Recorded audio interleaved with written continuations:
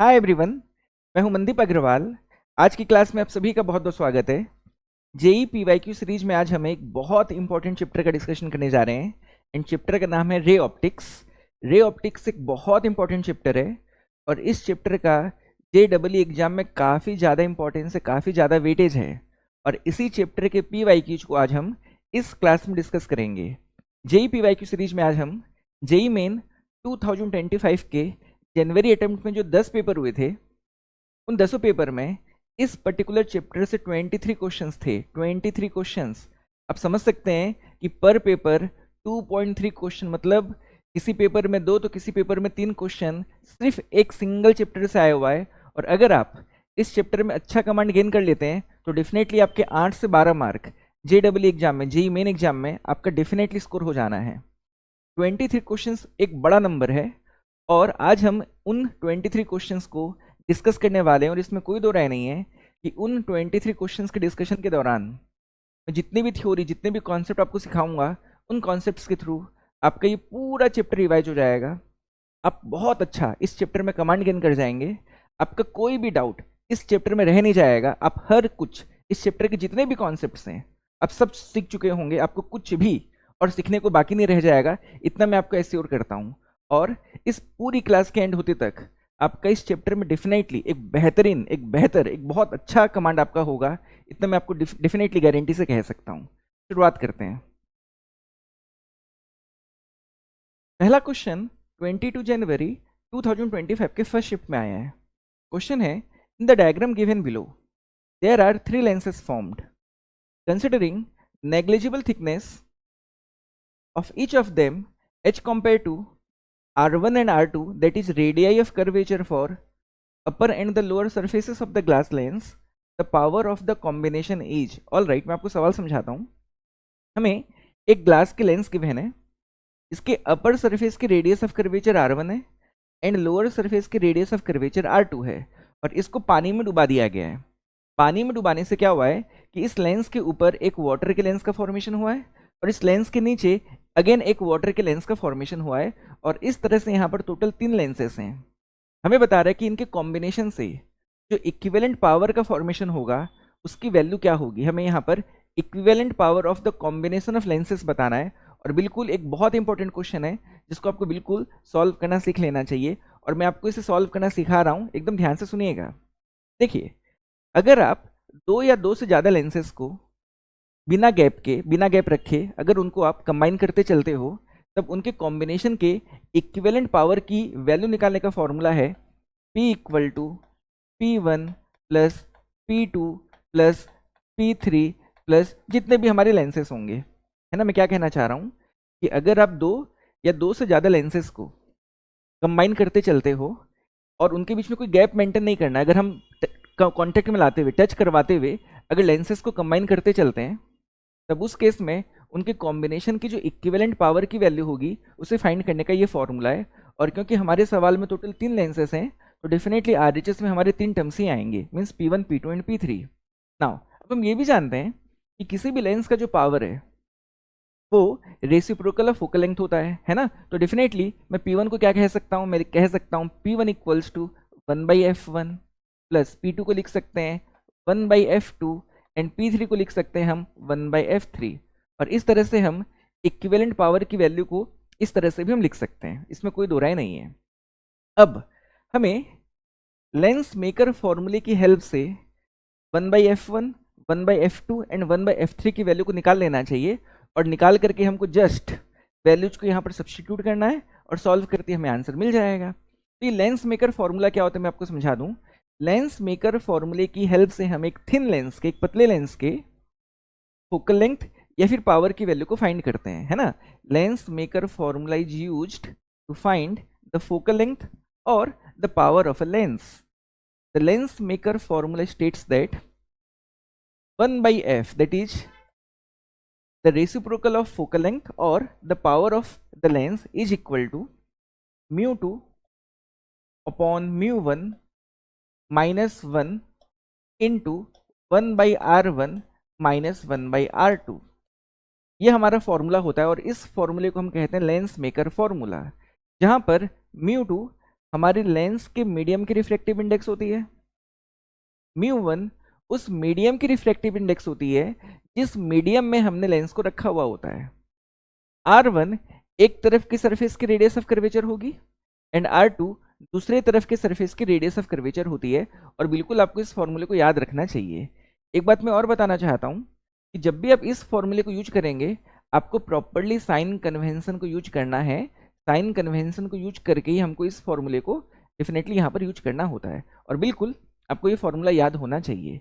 अब आपको यही फॉर्मूला इन तीनों लेंसेज के लिए, जिसमें पहला वाला लेंस हमारा वाटर लेंस है, सेकेंड हमारा ग्लास का लेंस है एंड थर्ड भी हमारा वाटर लेंस है, इन तीनों लेंसेज के लिए हमको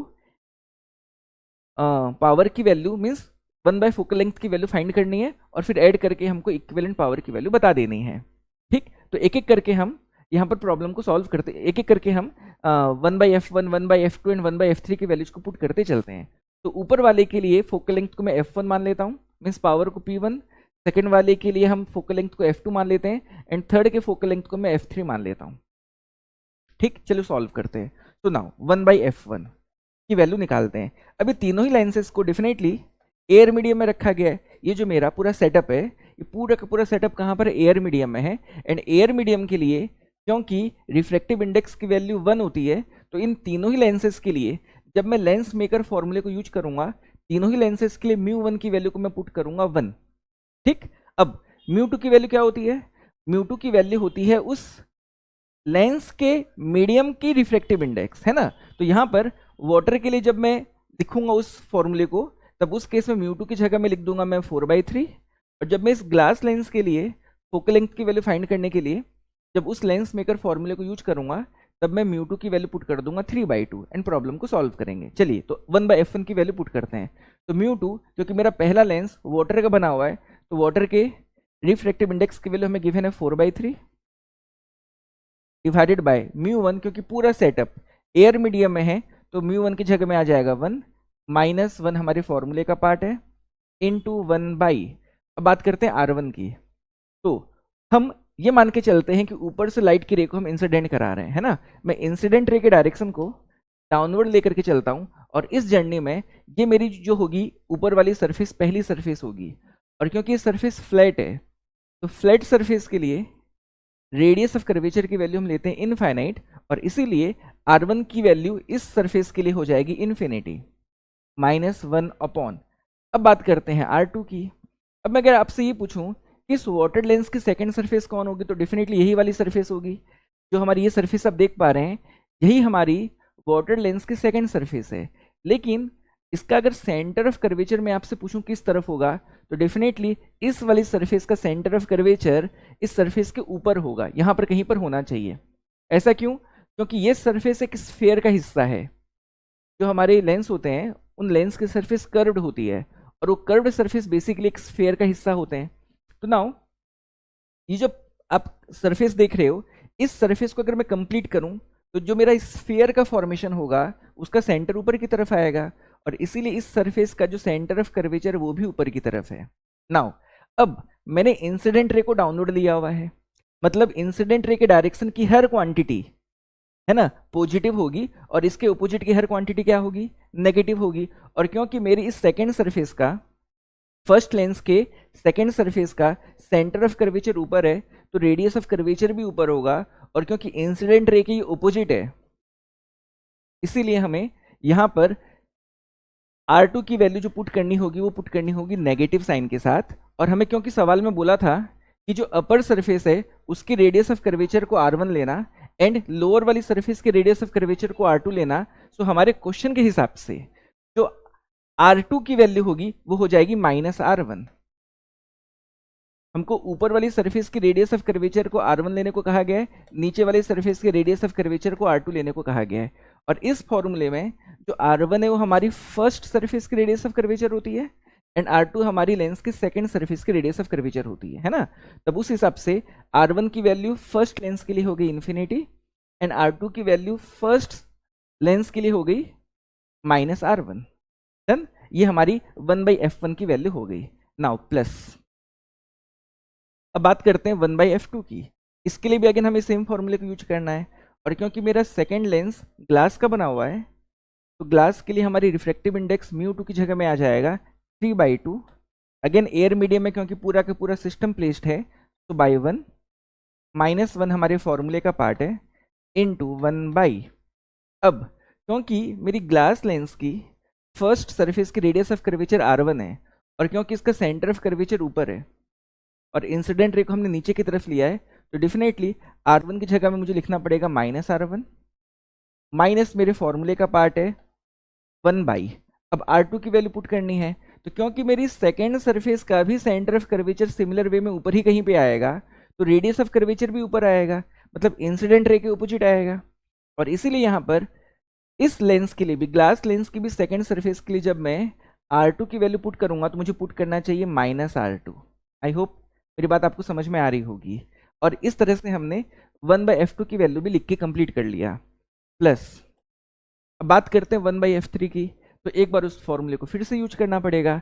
सो नाउ अब μ2 की जगह में अगेन कितना लिखना पड़ेगा हमें, that is 4/3, that is 4/3 upon μ1 की जगह में 1 -1 इंटू 1/।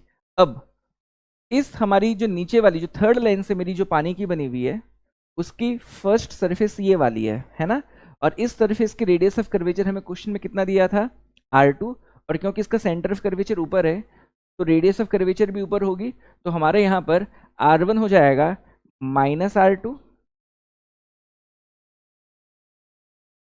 -1 अपॉन, और जहाँ तक r2 का सवाल है तो क्योंकि इस वाटर लेंस की सेकेंड सरफेस को हम फ्लैट देख पा रहे हैं और क्योंकि फ्लैट सरफेस की रेडियस ऑफ कर्वेचर इनफाइनाइट होती है तो r2 की वैल्यू यहाँ पर हमको इन्फिनिटी पुट करनी होगी। और इस तरह से हमें एक्सप्रेशन यहाँ पर ऑब्टेन हुआ है। इसी एक्सप्रेशन को सॉल्व करने से हमको फाइनली कॉम्बिनेशन की पावर की वैल्यू मिल जाएगी, बस सॉल्व करना बाकी रह गया।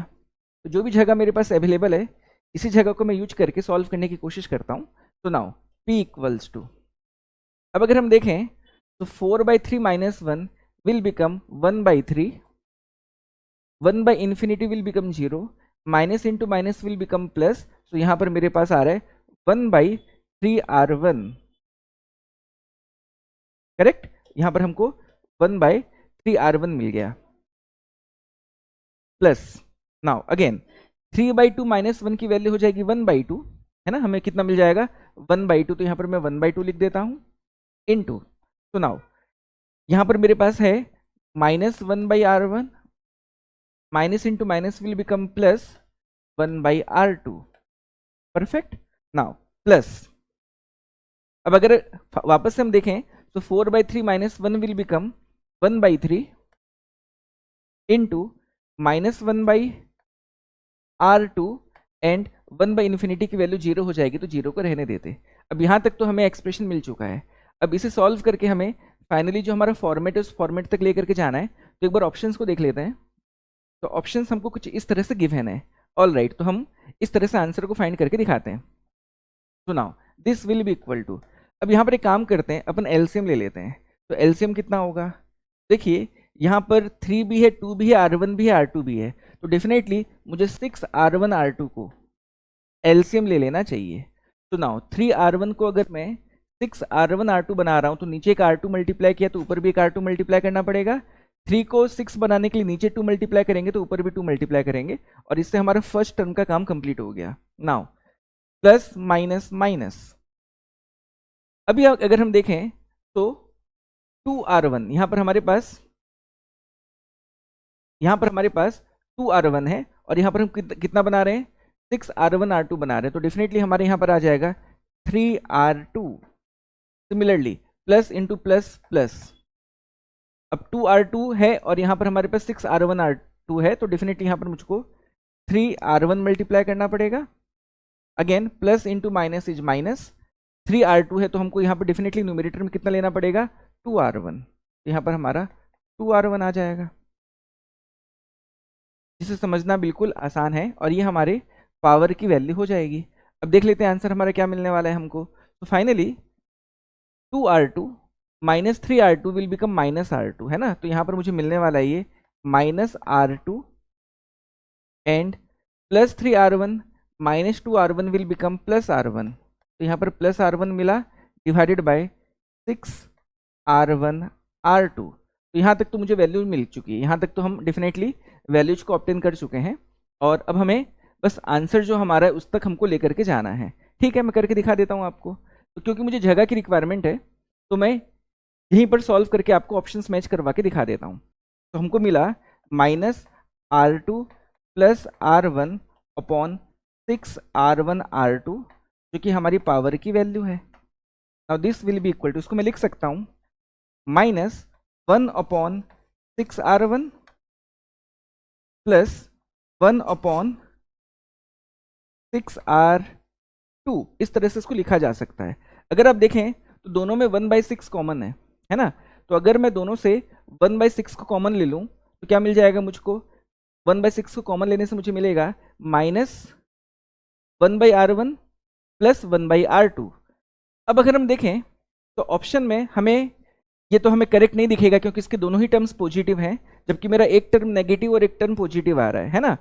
और यहाँ पर अगर हम देखें तो इसके दोनों ही टर्म नेगेटिव हो जाएंगे क्योंकि अगर मैं माइनस मल्टीप्लाई करूंगा तो दोनों ही टर्म्स नेगेटिव होने वाले हैं, तो ये भी करेक्ट नहीं हो सकता है ना। तो या तो ऑप्शन 2 करेक्ट है या तो ऑप्शन 4 करेक्ट है।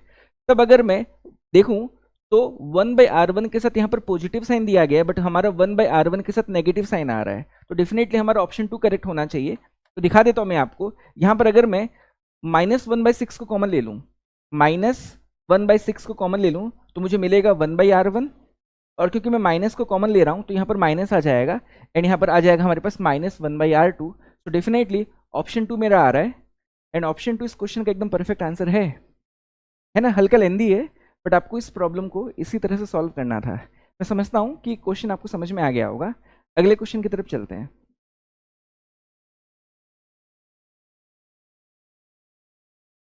नेक्स्ट क्वेश्चन 22 जनवरी 2025 के फर्स्ट शिफ्ट से है। क्वेश्चन है, given is a thin convex lens of glass, refractive index mu and each side having radius of curvature r. One side is polished for complete reflection. At what distance from the lens an object be placed on the optic axis so that the image gets formed on the object itself? Again a lengthy question, but मैं आपको solve करना सिखाता हूँ, ध्यान से सुनिएगा। हमारे पास एक थिन कॉन्वेक्स लेंस है, ऑल राइट, ये हमारे पास एक थिन कॉन्वेक्स लेंस है। डन। अब कहता है कि इसके दोनों ही सरफेसेस की जो रेडियस ऑफ कर्वेचर है वो है r, each side having radius of curvature r। ठीक है, तो इसकी इस सरफेस की भी रेडियस ऑफ कर्वेचर r है, इसके इस सरफेस की भी रेडियस ऑफ कर्वेचर r है। अब कहता है कि इसका एक साइड को पॉलिश कर दिया गया फॉर कंप्लीट रिफ्लेक्शन। तो मान लेते हैं हमने राइट वाले सरफेस को पॉलिश कर दिया, जिससे राइट वाली सरफेस क्या बन गई, एक मिरर में कन्वर्ट हो गई। अब कहता है कि कितने डिस्टेंस में हम एक ऑब्जेक्ट को रखें कि इमेज वहीं पर फॉर्म हो जहाँ पर ऑब्जेक्ट है। तो ये एक केस है combination of lens and mirror का, है ना। ये केस है जहाँ पर हम combination of lens and mirror की बात करते हैं और आपको बिल्कुल इस तरह के क्वेश्चंस को भी सॉल्व करना आना चाहिए। तो मैं आपको सॉल्व करके दिखा रहा हूँ, एकदम ध्यान से सुनिएगा। आपको मैं एक बात बताना चाहूँगा कि अगर आपके पास कोई question combination of lens and mirror का हो तब उस केस में कॉम्बिनेशन की फोकल लेंथ निकालने का फॉर्मूला है 1/f equal to twice of 1 focal length of lens plus 1 upon focal length of mirror. ये एक बहुत इंपॉर्टेंट फॉर्मूला है और इस फॉर्मूले की हेल्प से हम लेंस एंड मिरर के कॉम्बिनेशन की फोकल लेंथ को फाइंड करते हैं, है ना। 1/f में f क्या है, मेरी कॉम्बिनेशन की focal length, which will be equal to 2 upon focal length of lens plus 1 upon focal length of mirror. और इस फॉर्मूले में बेसिकली हम फोकल लेंथ के साइन को यूज नहीं करते, हमेशा हम लोग पॉजिटिव वैल्यू ही लेते हैं। फोकल लेंथ के साइन को इस फॉर्मूले में हमको पुट करना नहीं होता और इससे हमको फोकल लेंथ की वैल्यू मिल जाती है, जो आपको समझना चाहिए, है ना। तो ये हमारा फॉर्मूला है जो बिल्कुल आपको याद होना चाहिए। यहाँ पर फोकल लेंथ ऑफ लेंस के लिए मैंने न्यूमेरेटर में 2 क्यों लिया मालूम है, क्योंकि जब कोई रे हमारे इस लेंस की तरफ आएगी तो जब वो एयर मीडियम से ग्लास मीडियम में जाएगी तो एक बार रिफ्लेक्ट होगी, फिर इस मिरर से वो इंसिडेंट होकर के रिफ्लेक्ट होगी और वापस से वो लेंस मीडियम से एयर मीडियम की तरफ लौट जाएगी। तो देखा जाए तो जब रे जाएगी तब भी रिफ्रैक्शन होगा, जब आएगी तब भी रिफ्रैक्शन होगा, और क्योंकि यहाँ पर 2 बार रिफ्रैक्शन हो रहा है इसलिए यहाँ पर हम यहाँ पर 2 मल्टीप्लाई करते हैं। एंड क्योंकि सिर्फ एक ही बार रिफ्लेक्शन होना है तो मिरर के केस में हम जब फोकल लेंथ की वैल्यू लिखते हैं तो न्यूमरेटर में हमने 1 लिया हुआ है। और आपको इस फॉर्मूले की हेल्प से पहले तो इस कॉम्बिनेशन का क्या करना पड़ेगा, इस कॉम्बिनेशन की फोकल लेंथ निकालनी पड़ेगी, जो मैं आपको निकाल करके दिखा रहा हूँ। देखिएगा, अब जैसा कि यहाँ पर अभी हमने आपको लेंस मेकर फॉर्मूला सिखाया, तो लेंस मेकर फॉर्मूले में हमने क्या सीखा कि किसी भी लेंस की फोकल लेंथ निकालने का फॉर्मूला है μ2 upon μ1 minus 1 into 1/r1 minus 1/r2, ये हमारा फॉर्मूला है ना। और अगर आप देखें तो हमको लेंस के रिफ्रैक्टिव इंडेक्स की वैल्यू म्यू गिवन है एंड रेडियस ऑफ कर्वेचर की वैल्यू हमें आर गिवन है। तो सबसे पहले मैं आपको लेंस की फोकल लेंथ निकाल करके दिखा रहा हूँ। तो देखिए यहाँ पर मैं सबस्क्रिप्ट में एल ले लेता हूँ क्योंकि मैं लेंस की बात कर रहा हूँ। तो μ2 की जगह में म्यू आ गया, एयर मीडियम में क्योंकि लेंस को रखा गया है तो μ1 की वैल्यू हो गई 1, माइनस 1 अपनी जगह पर है इंटू 1/, अब क्योंकि दोनों ही सर्फेसेस की रेडियस ऑफ कर्वेचर हमें आर गिवन है तो लेफ्ट वाली सर्फेस की भी रेडियस ऑफ कर्वेचर आर है, राइट वाली सर्फेस की भी रेडियस ऑफ कर्वेचर आर है। और एक काम करते हैं, अपन राइट की तरफ इंसिडेंट रे को शो करते हैं। तो जो मेरी पहली सरफेस है, इस पहली सरफेस का जो सेंटर ऑफ कर्वेचर होगा वो राइट में होगा, क्योंकि जिस स्फीयर कंप्लीट होगा उसका सेंटर सरफेस के राइट में आ रहा है तो सेंटर ऑफ कर्वेचर भी राइट की तरफ होगा। और डेफिनेटली इस पॉइंट से लेकर के इस पॉइंट तक मेरी रेडियस ऑफ कर्वेचर हो जाएगी। तो क्योंकि इंसिडेंट रे के डायरेक्शन में हमारी रेडियस ऑफ कर्वेचर आ रही है तो इसे मुझे पॉजिटिव लेना चाहिए एंड इसलिए यहाँ पर r1 की जगह में मैं पुट करूंगा प्लस r माइनस 1 अपॉन, अब बात करते हैं r2 की। अब ये मेरी सेकेंड सरफेस है, इस सेकेंड सरफेस का सेंटर ऑफ कर्वेचर लेफ्ट की तरफ आएगा। क्यों? क्योंकि जब मैं स्फीयर कंप्लीट करूंगा तो इस सरफेस का सेंटर ऑफ कर्वेचर को लेफ्ट में ही आना चाहिए। और क्योंकि इंसिडेंट रे के ओपोजिट में मेरी सेकेंड सरफेस की रेडियस ऑफ कर्वेचर आ रही है तो यहाँ पर मुझे माइनस आर पुट करना चाहिए। Now 1/r minus of minus 1/r is 1/r plus 1/r, that is 2/r। और फाइनली मुझे मिलने वाला है twice of mu minus 1 upon r, और फाइनली ये हमारी 1 फोकल लेंथ ऑफ लेंस हो गई। अब हमको बोला था कि इसकी एक सरफेस को हमने मिरर में कन्वर्ट कर दिया, और आपको बिल्कुल मालूम है कि किसी भी मिरर के फोकल लेंथ की value half of radius of curvature होती है। और इसीलिए क्योंकि इस सरफेस की रेडियस ऑफ कर्वेचर कितनी है, r है, तो इस वाले मिरर की फोकल लेंथ को निकालने का फॉर्मूला हो जाएगा r/2। और अगर मैं आपसे ये पूछूं कि 1 फोकल लेंथ ऑफ मिरर कितना हो जाएगा, it will become 2/r। Yes और नो? अब कॉम्बिनेशन के लिए मैंने आपको क्या फॉर्मूला सिखाया, मैंने सिखाया it is equal to 1/f equals to twice of 1 focal length of lens plus 1 focal length of mirror. ये फॉर्मूला मैंने आपको सिखाया। तो now this will be equal to 2 into, अब 1 फोकल लेंथ ऑफ लेंस की वैल्यू जो हमारी आई थी वो मैं पुट कर देता हूँ, that is 2 into mu minus 1 upon R plus and 1 focal length of mirror की जो वैल्यू आई थी वो मैं पुट कर देता हूँ, दैट इज 2/r। फाइनली देख लेते हैं हमें क्या मिलने वाला है। तो r तो मेरा एलसीएम हो गया। Now 2 into 2 is 4, so 4 mu minus 2 into 2 4, 4 into minus 1 is minus 4, और यहाँ पर हमारे पास प्लस 2 आ जाएगा। तो finally we are getting 4 mu minus 2 upon r, और ये हमारा फाइनली कॉम्बिनेशन की फोकल लेंथ के रेसिप्रोकल की वैल्यू हो गई, मीन्स 1/f की वैल्यू हमारी इतनी आ गई, जो आप बिल्कुल समझ सकते हैं।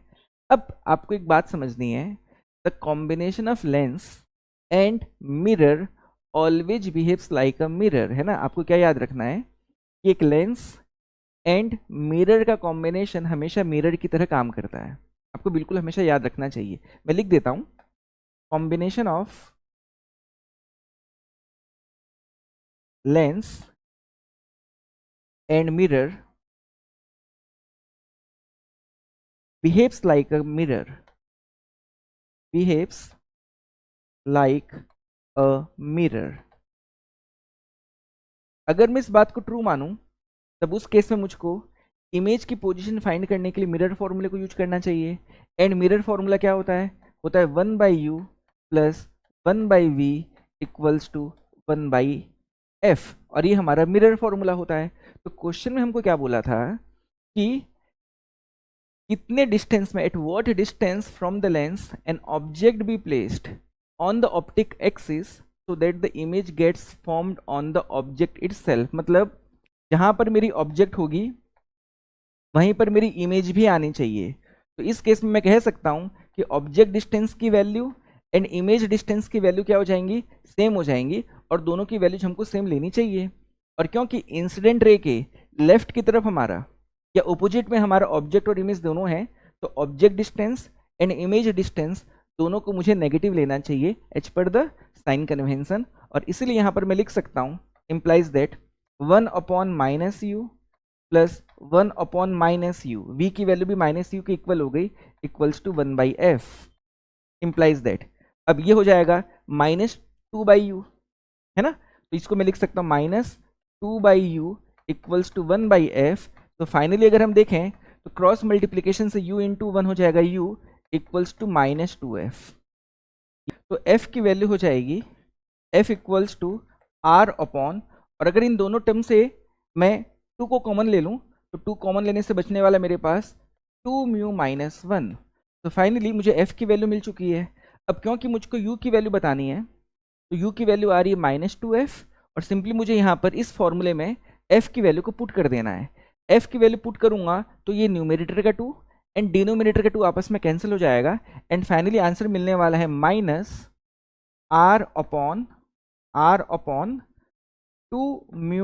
μ-1। और फाइनली ये मेरा एक्सप्रेशन आया। तो आंसर चेक कर लेते हैं। तो हमारा आंसर आया था r/2 μ-1, ऑप्शन 4 आया था। और देखा जाए तो ऑप्शन 4 इस क्वेश्चन का एकदम परफेक्ट आंसर है। मैं समझता हूँ ये सवाल भी आपको काफ़ी अच्छे ढंग से समझ में आ गया होगा। अगले क्वेश्चन की तरफ चलते हैं। नेक्स्ट क्वेश्चन 22 जनवरी 2025 के फर्स्ट शिफ्ट से है, और अगर हम देखें तो ये इस पेपर का तीसरा सवाल है। सॉल्व करते हैं। क्वेश्चन कह रहा है the driver sitting inside a parked car is watching vehicles approaching from behind the help of his side view mirror which is a convex mirror with radius of curvature r equal to 2 meter. Another car approaches him from behind with a uniform speed of 90 km per hour. When the car is at a distance of 24 meter from him, the magnitude of acceleration of the image of the side view mirror is a, the value of 100 is dash meter per second square. All right, a very important question and थोड़ा difficult भी है, but मैं आपको solve करना सिखा रहा हूँ, एकदम ध्यान से सुनिएगा। देखिए क्वेश्चन कह रहा है कि एक आदमी ने, एक ड्राइवर ने अपनी कार को पार्किंग में खड़ी करके जो साइड व्यू मिरर होता है उसमें पीछे से आती हुई गाड़ियों को देखना चालू किया। वो देख रहा था, उस दौरान उसने देखा कि एक कार पीछे से आ रही है the speed of 90 kilometre per hour.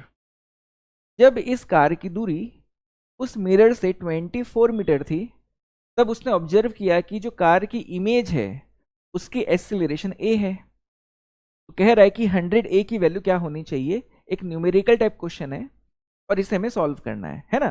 Conceptual है, आपको ध्यान से सुनना होगा, तब जाकर के आप इस सवाल को सॉल्व करना सीख पाएंगे। तो देखिएगा, सबसे पहले हम इस 90 किलोमीटर पर आवर को मीटर पर सेकंड में कन्वर्ट कर देते हैं, क्योंकि हमें SI सिस्टम में प्रॉब्लम को सॉल्व करना है। तो देखिए, किलोमीटर पर आवर को मीटर पर सेकंड में कन्वर्ट करने के लिए हम क्या करते हैं, हम 5/18 मल्टीप्लाई करते हैं, है ना।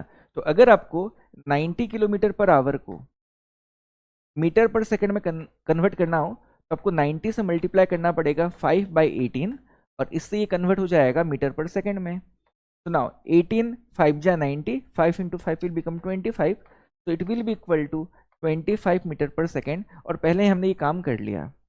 नाउ ये भी कह रहा है कि जो हमारी मिरर थी गाड़ी की वो कॉन्वेक्स थी, एंड रियलिटी में भी जो गाड़ियों में रियर व्यू मिरर होता है वो कॉन्वेक्स ही होता है। और रेडियस ऑफ कर्वेचर हमें कितनी गिवन है, हमें गिवन है 2 मीटर, एंड हमें बोला है कि जो कार का डिस्टेंस है वो है 24 metre.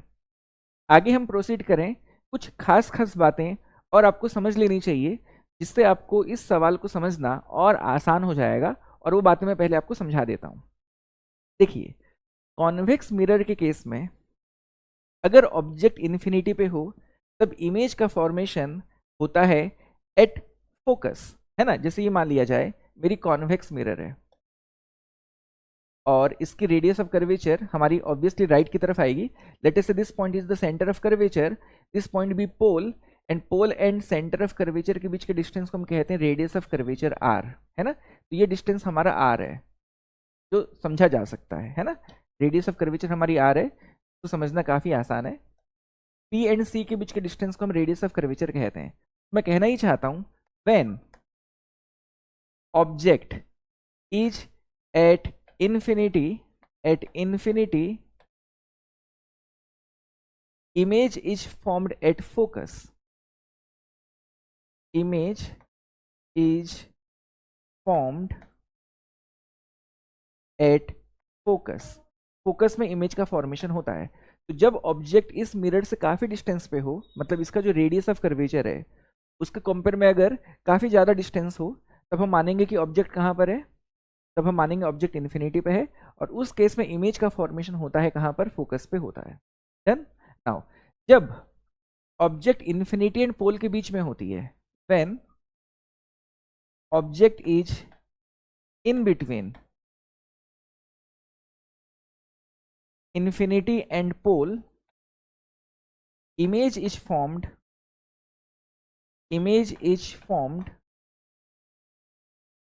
in between P and F. F मतलब यहाँ पर मेरा फोकस है ना. तो फोकस यहाँ पर हमारा डेफिनेटली मिरर के केस में जो फोकस होता है वो pole and centre of curvature के बीचों बीच होता है. तो यहाँ पर बीचों बीच हमारा फोकस होगा. और आपको इतनी बात समझनी चाहिए, आपको कॉन्वेक्स मिरर के रिगार्डिंग इतनी बातें पता होनी चाहिए कि कॉन्वेक्स मिरर के लिए अगर ऑब्जेक्ट इन्फिनिटी पे हो, मिरर के साइज के कंपेयर में काफ़ी दूरी पे हो, तब इमेज का फॉर्मेशन फोकस पे होता है.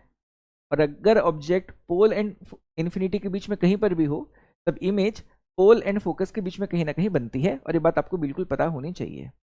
अब इस सवाल में हमें साफ साफ क्या कह रहा है कि जो कार की स्पीड है वो यूनिफॉर्म है. देखो यहाँ पर साफ साफ वर्ड यूज किया यूनिफॉर्म.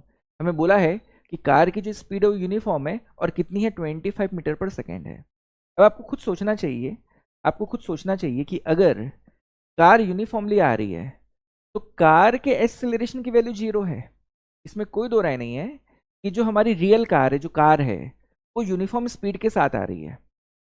अगर कार की स्पीड यूनिफॉर्म है तो डेफिनेटली इसका एक्सेलरेशन 0 मानेंगे, क्योंकि कार को हम स्ट्रेट लाइन में जाता हुआ ऑब्जर्व करेंगे, है ना. जो हमारा क्वेश्चन है उसमें कार पीछे से आ रही थी तो ऑब्वियस बात है मानेंगे कि स्ट्रेट लाइन में आ रही है. तो कार की वेलोसिटी का डायरेक्शन तो बदल नहीं रहा, मैग्नीट्यूड भी नहीं बदल रहा. तो कार की एक्सेलरेशन कितनी है, डेफिनेटली कार के एक्सेलरेशन की वैल्यू 0 है. लेकिन उसकी इमेज की एक्सेलरेशन 0 होगी बोल के ऐसा जरूरी नहीं है. जो हमारी यूनिफॉर्म स्पीड है वो ऑब्जेक्ट की है, लेकिन जरूरी नहीं है कि जो इमेज है उसकी भी एक्सेलरेशन 0 हो. जो हमारी ऑब्जेक्ट है वो यूनिफॉर्मली आ रही है, ऑब्जेक्ट की वेलोसिटी कांस्टेंट है, ऑब्जेक्ट की एक्सेलरेशन 0 है, बट इमेज यहाँ पर एक्सेलरेट हो रहा होगा, क्योंकि बहुत दूर से भी जब कार आकर के पोल तक पहुंचेगी, इमेज की जो मूवमेंट होगी सिर्फ फोकल लेंथ के इक्वल होगी, है ना. पोल एंड फोकस के बीच के डिस्टेंस को हम कहते हैं फोकल लेंथ. अब खुद सोचो ना, आपको खुद को सोचना चाहिए कि अगर ऑब्जेक्ट इनफिनिटी से पोल तक आए तब इमेज फोकस से पोल तक ही पहुंच पा रहा है, मतलब कितना कम डिस्टेंस इमेज की मूवमेंट का है आप सोच सकते हैं, है ना. इमेज जो है काफी कम डिस्टेंस कवर करेगी उतने ही टाइम में जितने टाइम में हमारी ऑब्जेक्ट जो हमारी कार है इनफाइनाइट डिस्टेंस कवर करेगी. और इसलिए हम कह सकते हैं कि अगर कार की वेलोसिटी यूनिफॉर्म है तो जरूरी नहीं है कि उसकी इमेज की वेलोसिटी भी यूनिफॉर्म हो. और इसलिए हम कह सकते हैं कि इमेज वहां पर एक्सेलरेट हो रहा हो सकता है, और बिल्कुल हो रहा होगा. और उसी एक्सेलरेशन के बेसिस पे हमको इस सवाल को सॉल्व करके दिखाना है ना. तो कार की वेलोसिटी यूनिफॉर्म है, बट कार की इमेज की वेलोसिटी यूनिफॉर्म है बोल करके जरूरी नहीं है. और इसीलिए यहाँ पर इमेज की कुछ ना कुछ वेलोसिटी कुछ ना कुछ एक्सेलरेशन हो सकता है, जो आपको समझना है और आपको सॉल्व करके बताना है. डन. आपको यहाँ पर मैं 2 मेजर फॉर्मूले बता रहा हूँ, और इन दोनों मेजर फॉर्मूले को आपको किसी भी कीमत में कभी भूलना नहीं है. पहला फॉर्मूला है 1/v माइनस और sorry plus 1/u equals to 1/f. इसे हम कहते हैं मिरर फॉर्मूला. क्या कहते हैं हम, मिरर फॉर्मूला कहते हैं. मिरर फॉर्मूला कहता है 1/v plus 1/u equals to 1/f. और आप ऐसे भी याद रख सकते हैं 1/u plus 1/v equals to 1/f। ये हमारा क्या कहलाता है, मिरर फॉर्मूला कहलाता है। और इस फॉर्मूले को हम कब यूज करेंगे, तो अगर आपको ऑब्जेक्ट का डिस्टेंस मालूम हो, अगर आपको फोकल लेंथ मालूम हो, तब अगर आपको इमेज की पोजीशन चाहिए हो, इमेज की दूरी बतानी हो, तब आप इस फॉर्मूले को यूज कर सकते हैं, जो बहुत इंपॉर्टेंट आपको याद रखना चाहिए। दूसरी बात, अगर आपको इमेज की वेलोसिटी की जानकारी देनी हो, किसकी जानकारी, इमेज की वेलोसिटी की जानकारी, तब एक फॉर्मूला और है जो आपको बिल्कुल याद रहना चाहिए। फॉर्मूला है velocity of image equals to minus M square times velocity of object. यहाँ पर वी ओ से हम ऑब्जेक्ट की वेलोसिटी को शो कर रहे हैं, वी आई से हम इमेज की वेलोसिटी को शो कर रहे हैं, एंड ऑब्जेक्ट की वेलोसिटी एंड इमेज की वेलोसिटी के बीच में ये रिश्ता है। यहाँ पर m क्या है, m होती है हमारी मैग्निफिकेशन, और इस मैग्निफिकेशन को फाइंड करने का फॉर्मूला होता है माइनस वी बाई यू, और ये भी आपको पता होना चाहिए, है ना। अब क्योंकि इस केस में हमारी कार जो ऑब्जेक्ट है उसकी वेलोसिटी तो यूनिफॉर्म है, बट m जो है हमारा वेरिएबल है, और m के वेरिएशन के कारण हमारी इमेज की वेलोसिटी बदल रही होगी और उसका कुछ ना कुछ एक्सीलरेशन रहा होगा, इसमें कोई दो राय नहीं है। नाउ अब देखेंगे, अगर अब हम देखें तो हमको जानकारी किस किस चीज़ के रिगार्डिंग है। तो हमें बोला है कि कार का जो डिस्टेंस है वो 24 मीटर है, और क्योंकि हमारी रियल कार है, मतलब रियल ऑब्जेक्ट है, इसलिए हमारा नेगेटिव आएगा। मतलब यहाँ पर मैं कार को बना देता हूँ, है ना, जो आपके लिए समझना आसान होगा। ये हमारी कार है, और क्योंकि इंसिडेंट रे के ओपोजिट में हमारे पोल के लेफ्ट की तरफ है, तो डेफिनेटली हमें कार की जो डिस्टेंस होगी वो नेगेटिव लेना होगा। -24 मीटर हमारे ऑब्जेक्ट डिस्टेंस है। हमें रेडियस ऑफ कर्वेचर कितना गिवन है, हमें गिवन है 2 मीटर, और क्योंकि फोकस पी एंड सी के बीच में होता है, तो डेफिनेटली फोकल लेंथ की वैल्यू कितनी हो गई, फोकल लेंथ की वैल्यू हो गई +1 metre. Now Y plus is because क्योंकि हमारा जो सेंटर ऑफ कर्वेचर है या फिर हमारा जो फोकस है वो पोल के राइट में है, इंसिडेंट रे के डायरेक्शन में है, और इसलिए यहाँ पर फोकल लेंथ पॉजिटिव 1 मीटर आएगी। हमें radius of curvature 2 metre given था, और आपको बिल्कुल मालूम है कि जो फोकल लेंथ होती है वो रेडियस ऑफ कर्वेचर बाई 2 होती है, और इसी फॉर्मूले से हमने फोकल लेंथ की वैल्यू को 1 मीटर ऑब्टेन कर लिया। क्या मुझे मैग्निफिकेशन के लिए v की जानकारी है क्या, मैं आपसे पूछ रहा हूँ, क्या हमें मैग्निफिकेशन फाइंड करने के लिए v की जानकारी है क्या, बिल्कुल नहीं है, हमें v तो मालूम नहीं। और क्योंकि मुझको इमेज की वेलोसिटी की हेल्प से इमेज का एक्सेलरेशन फाइंड करना है, तो मुझे डेफिनेटली m की रिक्वायरमेंट आने वाली है, मुझे m की ज़रूरत पड़ेगी, और इसीलिए यहाँ पर मैं m की वैल्यू को v बाई यू तो पुट नहीं कर सकता, क्योंकि मुझे v की वैल्यू नहीं मालूम। और इसलिए एक काम करते हैं हम मैग्निफिकेशन को ऑब्टेन करते हैं in terms of f and u। क्योंकि मुझे f एंड u की जानकारी है, तो मैं इस मैग्निफिकेशन को v एंड u के टर्म्स में हटा करके इसे मैं u एंड f के टर्म्स में शामिल कर देता हूँ। हम इस फॉर्मूले से v की वैल्यू को ऑब्टेन कर लेते हैं। तो मैं क्या लिख सकता हूँ, इसे मैं लिख सकता हूँ 1/v equals to 1/f minus 1/u। Now इसे देखिए मैं क्या लिख सकता हूँ, implies that 1/v equals to u minus f upon fu। बिल्कुल ऐसा लिखा जा सकता है, हाँ कि नहीं। तो अगर मैं आपसे v की वैल्यू पूछूं तो v की वैल्यू क्या हो जाएगी, v will be equal to fu upon u minus f। मैंने क्या किया, इन दोनों का एलसीएम ले लिया, एलसीएम f इंटू यू आ जाएगा। फिर अगर जब मैं एलसीएम लेने के बाद यहाँ पर मैं देखूँ तो f की जगह में हम लोग एलसीएम कितना ले रहे हैं, fu ले रहे हैं। तो f को fu बनाने के लिए नीचे u मल्टीप्लाई करेंगे तो 1 के साथ ऊपर भी u मल्टीप्लाई करना पड़ेगा, एंड इस u को uf बनाने के लिए नीचे f मल्टीप्लाई करें तो ऊपर भी f मल्टीप्लाई करना पड़ेगा। तो ये हमारी बेसिकली वैल्यू आ जाएगी। रेसिप्रोकल करने से हमें ये v की वैल्यू मिल गई। अब अगर मैं आपसे ये पूछूं कि फाइनली मेरा मैग्निफिकेशन का फॉर्मूला क्या बनने वाला है, तो m will be equal to -1/u into v, और v की वैल्यू कितनी आ गई, fu upon u minus f। तो u एंड u को मैं अगर फाइनली कैंसिल कर दूं, मुझे मिलने वाला है f अपॉन, माइनस को मैं मल्टीप्लाई कर देता हूं डिनोमिनेटर के साथ, तो जगह -u प्लस f तो इसको मैं f माइनस u लिख देता हूं। एंड फाइनली अब मुझे मैग्निफिकेशन की वैल्यू मालूम है in terms of focal length and object distance u, और मुझे f एंड u की हेल्प से अब मैं m की वैल्यू को निकाल सकता हूँ, है ना। f एंड u की हेल्प से अब हम m की वैल्यू को फाइंड कर सकते हैं। तो फाइनली अगर मैं आपसे ये पूछूं कि इमेज की वेलोसिटी का फाइनल एक्सप्रेशन क्या हो जाएगा, तो फाइनली मैं लिख सकता हूँ velocity of image equals to minus m की जगह में मैं लिख सकता हूँ f upon f minus u square into velocity of object, है ना, जो कि हमारी कार की वेलोसिटी होगी। आपको ये फॉर्मूला बिल्कुल पता होना चाहिए। इस फॉर्मूले को डिराइव करने के लिए भी हम इसी फॉर्मूले की हेल्प लेते हैं। जब मैं ऑब्जेक्ट डिस्टेंस को डिफरेंशिएट करूंगा तो मुझको ऑब्जेक्ट की वेलोसिटी मिलेगी, इमेज डिस्टेंस को डिफरेंशिएट करूंगा तो मुझको इमेज की वेलोसिटी मिलेगी, और इसको ही डिफरेंशिएट करने से हमें ये एक्सप्रेशन मिलता है। एंड फाइनली जो डेटा मेरे पास अवेलेबल था, मेरे पास फोकल लेंथ था, ऑब्जेक्ट डिस्टेंस था, ऑब्जेक्ट की वेलोसिटी थी, और इस एक्सप्रेशन से मुझे क्या मिल जाने वाला है, मुझे इमेज की वेलोसिटी मिल सकती है। बट मुझे इमेज की वेलोसिटी पूछी नहीं गई है, मुझको उसका एक्सेलरेशन पूछा गया है। और क्योंकि हम जानते हैं कि rate of change of velocity को एक्सेलरेशन कहते हैं, और इसीलिए अगर आपको इमेज की एक्सेलरेशन चाहिए तो आपको इमेज की वेलोसिटी को टाइम के रेस्पेक्ट में डिफरेंशिएट करना पड़ेगा, और वो मैं करके आपको दिखाता हूँ। तो देखिए मैं क्या कर सकता हूँ। तो जैसा कि हम जानते हैं acceleration of image will be equal to the rate of change of velocity of image, है ना।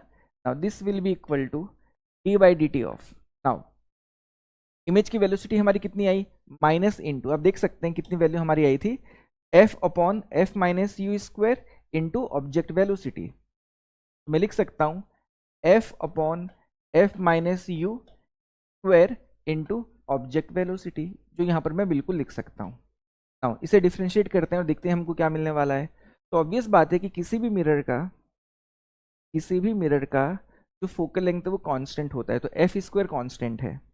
साथ ही साथ क्योंकि हमें साफ साफ कह रहा है कि जो कार है उसकी वेलोसिटी यूनिफॉर्म है, कांस्टेंट है, तो मेरा ऑब्जेक्ट की वेलोसिटी भी वी ओ भी कांस्टेंट हो गया। तो जो कांस्टेंट क्वांटिटीज है उनको बाहर कर देते हैं, तो माइनस एफ स्क्वायर इंटू हमारी ऑब्जेक्ट की वेलोसिटी कांस्टेंट तो बाहर चली गई। अब मेरे पास बचने वाला है d by dt of f minus U to the power minus two. इस डिनोमिनेटर को मैं न्यूमिनेटर में लेकर के पावर को माइनस टू कर देता हूँ।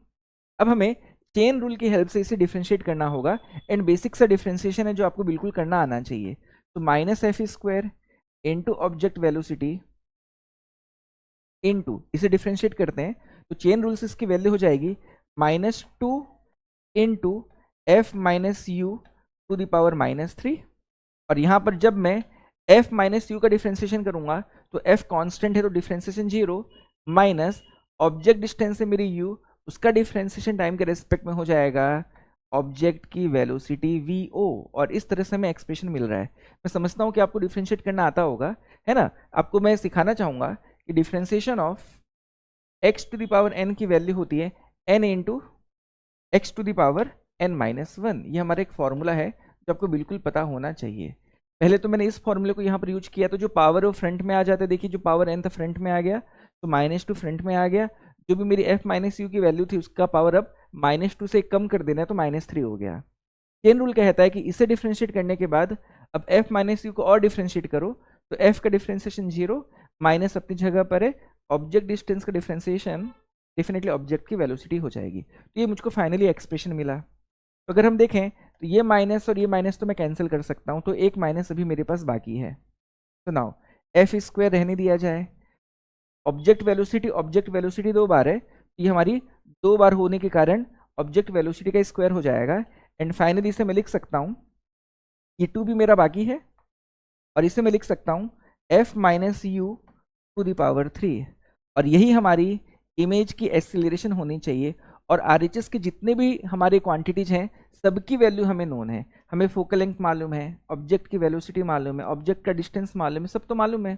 तो फाइनली हमारी इमेज के एक्सेलरेशन की वैल्यू हो जाएगी AI equal to minus two into, अब जैसा कि हम जानते हैं हमको दिया है कि जो हमारी कॉन्वेक्स मिरर है उसकी फोकल लेंथ हमारी प्लस 1 मीटर है, तो 1 के स्क्वायर की वैल्यू 1 हो जाएगी।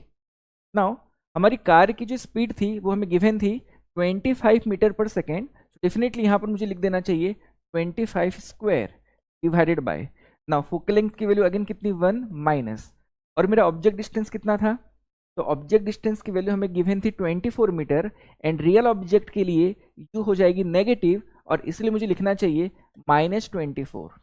परफेक्ट, एंड पावर हमारा 3 होना चाहिए, तो पावर 3 है। Now this will be equal to -2 into 25 square divided by, now 1 minus of -24 is 1 + 24, and finally मुझे मिलेगा 1 + 24 25, एंड 25 का पावर 3 यहाँ पर मुझे लिखना चाहिए। तो अब अगर मैं 25 स्क्वायर को 25 स्क्वायर से कैंसिल कर दूं तो नीचे एक 25 बाकी रहेगा, एंड फाइनली मैं इसे लिख सकता हूँ -2/25 मीटर पर सेकेंड स्क्वायर। फाइनली यहाँ तक तो मैंने वैल्यूज निकाल ली है ना, फाइनली यहाँ तक मैंने वैल्यू निकाल ली है। बट मुझे वैल्यू किसकी पूछी गई थी, अब देखिए तो सवाल में हमको पूछा गया था कि अगर एक्सेलरेशन की वैल्यू a है तो 100a की वैल्यू क्या होगी, तो मुझे 100a की वैल्यू बतानी है। तो देखिए 100a की वैल्यू क्या आने वाली है, तो 100a will be equal to 100 times of, और इसी वैल्यू को हमें बोला था एक्सेलरेशन ऑफ इमेज a लेने के लिए, तो 100a की वैल्यू कितनी हो जाएगी, it will be equal to, sign को लेकर के अब वरीड होने की जरूरत नहीं है, मैं मैग्नीट्यूड की बात कर रहा हूँ, it will be equal to 2/25 into 100।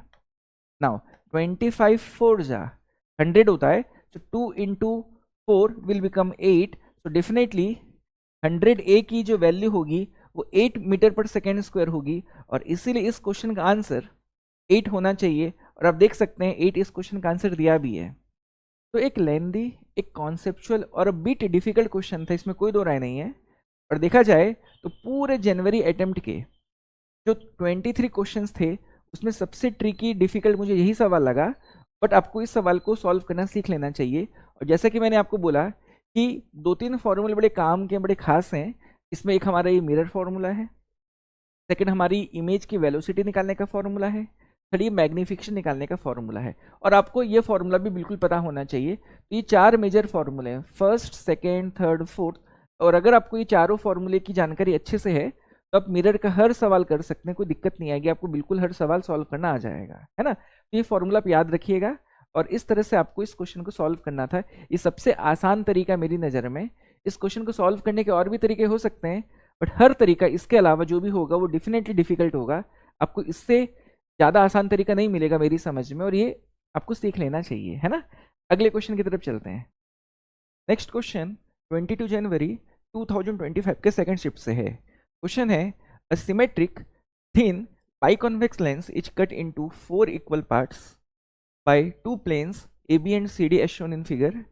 If the power of the original lens is 4D or 4 diopter, then the power of a part of the divided lens is, all right, मैं आपको समझाता हूँ। कह रहा है कि इस पूरी की पूरी लेंस का, मतलब ये कंप्लीट लेंस का अगर पावर की वैल्यू 4 डायोप्टर है, और अगर हम इस लेंस के 4 पार्ट्स करते हैं by 2 planes, one is AB and another is CD, तब उस केस में इंडिविजुअल पार्ट की पावर की वैल्यू क्या होगी। तो जैसे कि हमने सीखा कि फोकल लेंथ के रेसिप्रोकल को हम पावर कहते हैं, एंड किसी भी लेंस के फोकल लेंथ को फाइंड करने के लिए हम क्या यूज करते हैं, हम करते हैं लेंस मेकर फॉर्मूला, जिसका फॉर्मूला हमने सीखा 1/f equals to μ2 upon μ1 -1 into 1/r1 -1/r2, है ना। ये फॉर्मूला हमने सीखा। अब यहाँ पर एक बात समझने की है कि जब हम इस लेंस का डिवीजन इस AB के अलोंग करेंगे तो उससे साइज में डिक्रीमेंट आ जाएगा। देखिए आपको समझना चाहिए कि ये वाली जो सरफेस है, जो मेरी पहली सरफेस है लेफ्ट वाली, इसका रेडियस ऑफ कर्वेचर मान लेते हैं R है, तो राइट वाले का भी रेडियस ऑफ कर्वेचर R होगा। क्यों? क्योंकि सिमेट्रिक हमारी बाइकॉन्वेक्स लेंस है। सिमेट्रिक बाइकॉन्वेक्स लेंस का ये मतलब है कि जो दोनों कर्व्ड सरफेसेस हैं उनकी रेडियस ऑफ कर्वेचर की वैल्यू सेम है ना। आपको इतना समझना चाहिए। अब देखिए ये जो मेरी लेफ्ट वाली सरफेस है इसकी हमारी रेडियस ऑफ कर्वेचर R है, तो राइट वाली सरफेस की भी रेडियस ऑफ कर्वेचर R है, हाँ कि नहीं। अब जब मैं इस लेंस का डिवीजन AB के अलोंग करूंगा तब उससे मेरे लेंस का साइज छोटा हो जाएगा, लेकिन लेंस के साइज छोटे होने के बावजूद भी न तो रेडियस ऑफ कर्वेचर में कोई बदलाव आने वाला है, न तो हमारे लेंस के रिफ्रैक्टिव इंडेक्स में कोई बदलाव आने वाला है, न तो सराउंडिंग के मीडियम के रिफ्रैक्टिव इंडेक्स में कोई बदलाव आने वाला है। मैं कहना ये चाहता हूँ कि जब आप इस लेंस का डिवीजन AB के अलोंग करेंगे तो उस लेंस का साइज छोटा हो जाएगा, लेकिन क्या लेंस के लिए μ2 की वैल्यू बदलेगी? बिल्कुल नहीं। क्या लेंस के लिए μ1 की वैल्यू बदलेगी? बिल्कुल नहीं। क्या R1 एंड R2 जो वैल्यूज हमारी होती हैं फर्स्ट एंड सेकंड सरफेस की रेडियस ऑफ कर्वेचर की, क्या इनमें कोई बदलाव आएगा? देन अगेन आंसर इज बिल्कुल नहीं, है ना। तो क्योंकि किसी भी तरह का चेंज इस फॉर्मूले का AB के अलोंग डिवीजन करने के द्वारा नहीं हो रहा लेंस के लिए, हम कह सकते हैं कि जब हम ए बी के अलोंग डिवीजन करेंगे तो जो दो हिस्से मिलेंगे उन दोनों के पावर में किसी भी तरह का बदलाव नहीं आएगा, पावर सेम टू सेम बनी रहेगी, पावर एग्जैक्टली सेम बना रहेगा, है ना। तो ऊपर वाले पार्ट का भी पावर कितना होगा 4 डायोप्टर, नीचे वाले का भी पावर रहेगा 4 डायोप्टर, इसमें कोई दो राय नहीं है, पहली बात। दूसरी बात मैं आपको ये कहना चाहता हूँ कि साइज को छोटा होने से फिर बदल क्या रहा है, तो यहाँ पर बदलेगा इंटेंसिटी ऑफ लाइट जो इससे रिफ्रैक्ट होकर के पास करेगी, यहाँ पर बदलेगी इमेज की क्वालिटी, मतलब जो हमारी इमेज की क्वालिटी होती है उसमें डिक्रीमेंट आएगा। देखिए अगर आप पूरी की पूरी लेंस लेते तब उस केस में ज़्यादा लाइट को रिफ्रैक्ट कर पाती और उस केस में जो इमेज बनती वो बेटर क्वालिटी की बनती। लेकिन अगर आप लेंस का साइज को छोटा करते हैं तो पावर नहीं बदलेगा, लेकिन जो इमेज फॉर्म होगी उसकी क्वालिटी में डिक्रीमेंट आएगा, क्वालिटी कॉम्प्रोमाइज होगी, इतना आपको समझना चाहिए। नाउ अब हम बात करते हैं अगर हम सी डी के अलोंग डिवीजन करेंगे तो क्या होगा। तो देखिए बात ऐसी है कि जब आप सी डी के अलोंग डिवीजन करेंगे तब एक सरफेस तो अभी भी कर्व्ड है बट सेकंड सरफेस हमारी फ्लैट हो जाएगी, एंड अकॉर्डिंगली हमको देख लेना होगा कि अब पावर की वैल्यू क्या होने वाली है। तो सबसे पहले मैं कंप्लीट लेंस के लिए इस फॉर्मूले को यूज करता हूँ, कंप्लीट लेंस के लिए। तो 1/f की जगह में मैं लिख देता हूँ 4 dioptre, that is 4 equal to, now यहाँ पर मेरा हो गया μ2 अपॉन μ1 माइनस 1 इंटू 1 अपॉन, ये मेरी फर्स्ट सरफेस है और मेरा इंसिडेंट रे का जो डायरेक्शन है मैं इसे राइट की तरफ लेकर के चलता हूँ, है ना। जो मेरी इंसिडेंट रे है उसके डायरेक्शन को मैं राइट की तरफ लेके चलता हूँ, तो मेरी फर्स्ट सरफेस होगी जिसमें लाइट इंसिडेंट होगी, और क्योंकि इसका सेंटर ऑफ कर्वेचर राइट की तरफ आएगा तो रेडियस ऑफ कर्वेचर भी राइट की तरफ होगी, और इंसिडेंट रे के डायरेक्शन में हमको सारी क्वांटिटीज पॉजिटिव लेनी होती है, तो R1 की वैल्यू हो जाएगी R एंड साइन हो जाएगा पॉजिटिव। मैं दोनों के लिए, दोनों कर्व्ड सरफेसेस के लिए रेडियस की वैल्यू को ले रहा हूँ R, जो कि सेम है क्योंकि हमें साफ साफ कह रहा है कि लेंस हमारा सिमेट्रिक है, माइनस 1 अपॉन। अब अगर बात मैं R2 की करूं, अगर मैं बात R2 की करूं तो R2 के लिए जो हमारी सेकंड सरफेस है इसका सेंटर ऑफ कर्वेचर लेफ्ट की तरफ आएगा, तो रेडियस ऑफ कर्वेचर भी लेफ्ट की तरफ आएगी, और इस वजह से क्योंकि इंसिडेंट रे के ऑपोजिट में हमारा रेडियस ऑफ कर्वेचर है, मुझे R2 की वैल्यू माइनस R पुट करनी चाहिए। Isn't it true? Now this will be equal to μ2 upon μ1 minus 1 into 1 by r minus of minus 1 by r is 1 by r plus 1 by r, that is 2 by r। और मैं समझता हूँ यहाँ तक की बातों को समझने में आपको कोई दिक्कत नहीं गई होगी, और इसे मैं इक्वेशन 1 मान लेता हूँ फिलहाल के लिए। अब जब मैं डिवीजन अलोंग सी डी करूंगा, है ना, डिवीजन अलोंग सी डी की बात हो रही है, डिवीजन अलोंग सी डी, है ना, हम सी डी के अलोंग जब डिवीजन करेंगे तो क्या होगा, ये बात हम समझना चाहते हैं, और हमने पहले ही समझ लिया ए बी के अलोंग डिवीजन करने से पावर में कोई बदलाव नहीं आएगा, सी डी के अलोंग में आएगा। अब सी डी के अलोंग डिवीजन करने से क्या होगा, तो मान लेते न्यू पावर की वैल्यू पी हो जाएगी, 1/f को मैं अगेन पी लिख देता हूँ, और ये हमारे डिवीजन से ऑब्टेंड होने वाला जो लेफ्ट या राइट पार्ट होगा, किसी भी एक पार्ट के लिए आपको बात करनी है, और मैं इस वाले पार्ट की बात कर लेता हूँ, है ना, मैं लेफ्ट वाले पार्ट की बात कर लेता हूँ, हम इसकी बात कर रहे हैं, लेफ्ट वाले पार्ट की बात कर रहे हैं, हम लेफ्ट वाले पार्ट की बात कर लेते हैं। तो नाउ P हमारी 1/f की वैल्यू है ना। नाउ अब डिवीजन करने से न तो लेंस की रिफ्रैक्टिव इंडेक्स बदलने वाली है, न तो सराउंडिंग की रिफ्रैक्टिव इंडेक्स बदलने वाली है, और इसके लिए RHS का जो पहला फैक्टर है उसमें कोई चेंज नहीं आएगा, इसलिए यहाँ पर मुझे μ2 बाई μ1 माइनस 1 लिखना चाहिए इंटू 1 अपॉन। अब R1 की वैल्यू सेम टू सेम रहेगी क्योंकि लेफ्ट सरफेस के लिए जो हमारी रेडियस ऑफ कर्वेचर अभी भी कितनी है, that is equal to R, and positive sign रहेगा माइनस 1 अपॉन। अब अगर आप देखेंगे तो जो मेरी डिवीजन से बनने वाली लेंस है, इसका जो सेकंड सरफेस है वो फ्लैट है, एंड फ्लैट सरफेस के लिए हम रेडियस ऑफ कर्वेचर को लेते हैं इन्फिनिटी, तो यहाँ पर R2 की जगह में इन्फिनिटी आ जाएगा, एंड 1/इन्फिनिटी की वैल्यू कितनी होती है, 1/इन्फिनिटी की वैल्यू होती है 0, एंड फाइनली हमें मिलने वाला है μ2 अपॉन μ1 माइनस 1 इंटू 1/r। अब मुझे इसकी वैल्यू चाहिए और यही मेरा आंसर होना चाहिए, है ना, यही मेरा आंसर होगा। अब अगर आप देखेंगे तो मेरी इक्वेशन 1 में μ2 बाई μ1 माइनस 1 इंटू 2/r है, और मुझको यहाँ पर 1/r की रिक्वायरमेंट है, तो इस 2 को मैं डिवाइड कर देता हूँ LHS की तरफ, तो 4/2 की वैल्यू हो जाएगी 2, और जो मेरा ये वैल्यू आप देख रहे हैं इसके वैल्यू आने वाली 2 डायोप्टर, और इसीलिए इस क्वेश्चन का आंसर 2 डायोप्टर होना चाहिए। मैं ऑप्शन 4 के साथ जाऊँगा, एंड ऑप्शन 4 इस क्वेश्चन का एकदम परफेक्ट आंसर है। है ना। मैं समझता हूँ इस सवाल को समझने में आपको कोई दिक्कत नहीं गई होगी, आप बहुत अच्छे से समझ गए होंगे। मैं अगले क्वेश्चन की तरफ चलता हूँ। नेक्स्ट क्वेश्चन 23 जनवरी 2025 के फर्स्ट शिफ्ट से है। क्वेश्चन है, ए spherical surface of radius of curvature R separates air from glass, refractive index 1.5. The center of curvature is in the glass medium. All right. A point object O is placed in air on the optic axis of the surface so that its real image is formed at I inside the glass. The line OI intersects the spherical surface at P and PO equal to PI. The distance PO equals to, ठीक, मैं आपको समझाता हूँ। Easy है question, हल्का लेंदी जरूर है, but मैं आपको समझाता हूँ, आपको समझ में आ जाएगा। कह रहा है कि एक स्फेरिकल सरफेस है, तो यहाँ पर मैं एक स्फेरिकल सरफेस को बना देता हूँ। ये मेरी स्फेरिकल सरफेस है, इसकी रेडियस ऑफ कर्वेचर आर है and it is separating air from glass, है ना। तो इसके एक तरफ एयर मीडियम है और दूसरी तरफ ग्लास मीडियम, ऐसा कह रहा है। साथ ही साथ कह रहा है the centre of curvature is in the glass medium. तो इस सरफेस का सेंटर ऑफ कर्वेचर कहाँ आएगा? डेफिनेटली राइट की तरफ आएगा। अगर आप इस स्फीयर को कंप्लीट करोगे तो सेंटर तो राइट में बनेगा ना सरफेस के। तो बोलता है कि जो सेंटर ऑफ कर्वेचर है वो ग्लास मीडियम में है, मतलब इस सरफेस के राइट वाला जो मीडियम है वो ग्लास मीडियम है और इस सरफेस का जो लेफ्ट वाला मीडियम है वो एयर मीडियम है। एयर मीडियम के लिए रिफ्रैक्टिव इंडेक्स की वैल्यू हम लेते हैं 1 एंड ग्लास के लिए हम रिफ्रैक्टिव इंडेक्स की वैल्यू हमें गिवन है इट इक्वल्स टू 1.5। नाउ आगे कहता है a point object O placed in air on the optic axis of the surface so that its real image is formed at I inside the glass। तो चलिए यहाँ पर मैं principal axis, जिसको हम ऑप्टिक एक्सिस भी कहते हैं, मैंने बना दिया। तो नाउ ये मेरा सेंटर ऑफ कर्वेचर C है। तो कहता है कि एक ऑब्जेक्ट को रखा गया एयर मीडियम में, तो ये एयर मीडियम में मैंने एक ऑब्जेक्ट को रख दिया। कहता है कि इसकी एक इमेज I फॉर्म हुई इनसाइड द ग्लास।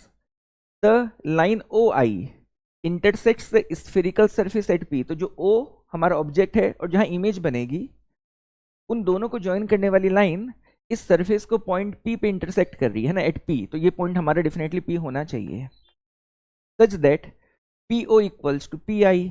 तो P से लेकर के O की दूरी मीन्स ऑब्जेक्ट डिस्टेंस की वैल्यू इमेज डिस्टेंस के इक्वल है। तो यहां पर मैं इमेज I बना देता हूं एंड कह रहा है कि OP एंड PI की वैल्यू जो है वो सेम है। The distance PO equals to, तो हमें बताना है कि इस PO की वैल्यू क्या होगी। तो मैं बता दूं आपको कि हम ऑब्जेक्ट डिस्टेंस को शो करते हैं बाय द सिंबल U। तो यहां पर OP हो जाएगा U, करेक्ट। लेकिन क्योंकि मेरा ऑब्जेक्ट है और ऑब्जेक्ट से इंसिडेंट रे सरफेस की तरफ जब जाएगी तो राइट की तरफ जाएगी, तो इंसिडेंट रे की तरफ पोल से या पॉइंट P से जितने भी डिस्टेंसेस होंगे सबको हमें पॉजिटिव लेना होगा एंड पॉइंट P से लेफ्ट की तरफ मीन्स इंसिडेंट रे के डायरेक्शन के अपोजिट में जितनी भी क्वांटिटीज होंगी, जितने भी डिस्टेंसेस होंगे, सबको हमें नेगेटिव लेना होगा। आपको हर बार प्रॉपर वे में साइन कन्वेंशन को यूज करना है। साइन कन्वेंशन को यूज करके ही हम रे ऑप्टिक्स के क्वेश्चंस को सॉल्व करते हैं और ये बात आपको कभी भी भूलना नहीं चाहिए। तो हम लोग क्या करते हैं कि जिस डायरेक्शन में हमारी रे इंसिडेंट होती है उस डायरेक्शन की तरफ पोल से सारी क्वांटिटीज को पॉजिटिव लेते हैं, अपोजिट की सारी क्वांटिटीज को नेगेटिव लेते हैं। और क्योंकि पॉइंट P के लेफ्ट में हमारा ऑब्जेक्ट है, इसके लिए यहाँ पर ऑब्जेक्ट डिस्टेंस को मुझे -U से शो करना चाहिए। लेकिन क्योंकि रियल इमेज का फॉर्मेशन हुआ है और क्योंकि रेज क्या होंगी, रिफ्रैक्ट होकर के इस पॉइंट पे कॉन्वर्ज हुई होंगी, मिली होंगी, और इसीलिए यहाँ पर रियल इमेज का फॉर्मेशन हुआ है।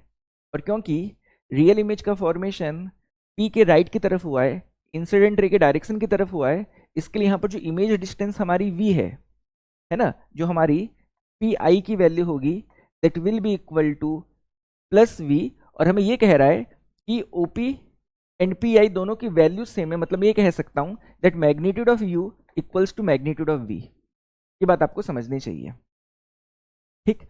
अब इस क्वेश्चन को चलिए सॉल्व करते हैं। तो मैं आपको बता दूं कि अगर एक सिंगल स्फेरिकल सरफेस से रिफ्रैक्शन का केस हो, अगर एक सिंगल स्फेरिकल सरफेस हो जिसने लाइट की रेज को क्या किया हो, रिफ्लेक्ट किया हो और इमेज को फॉर्म किया हो, इन दैट केस हमारे एक रेडीमेड फॉर्मूला है जो आपको याद रखना चाहिए। एंड फॉर्मूला कहता है μ2 by V minus μ1 by U equal to μ2 minus μ1 upon R। ये फॉर्मूला है।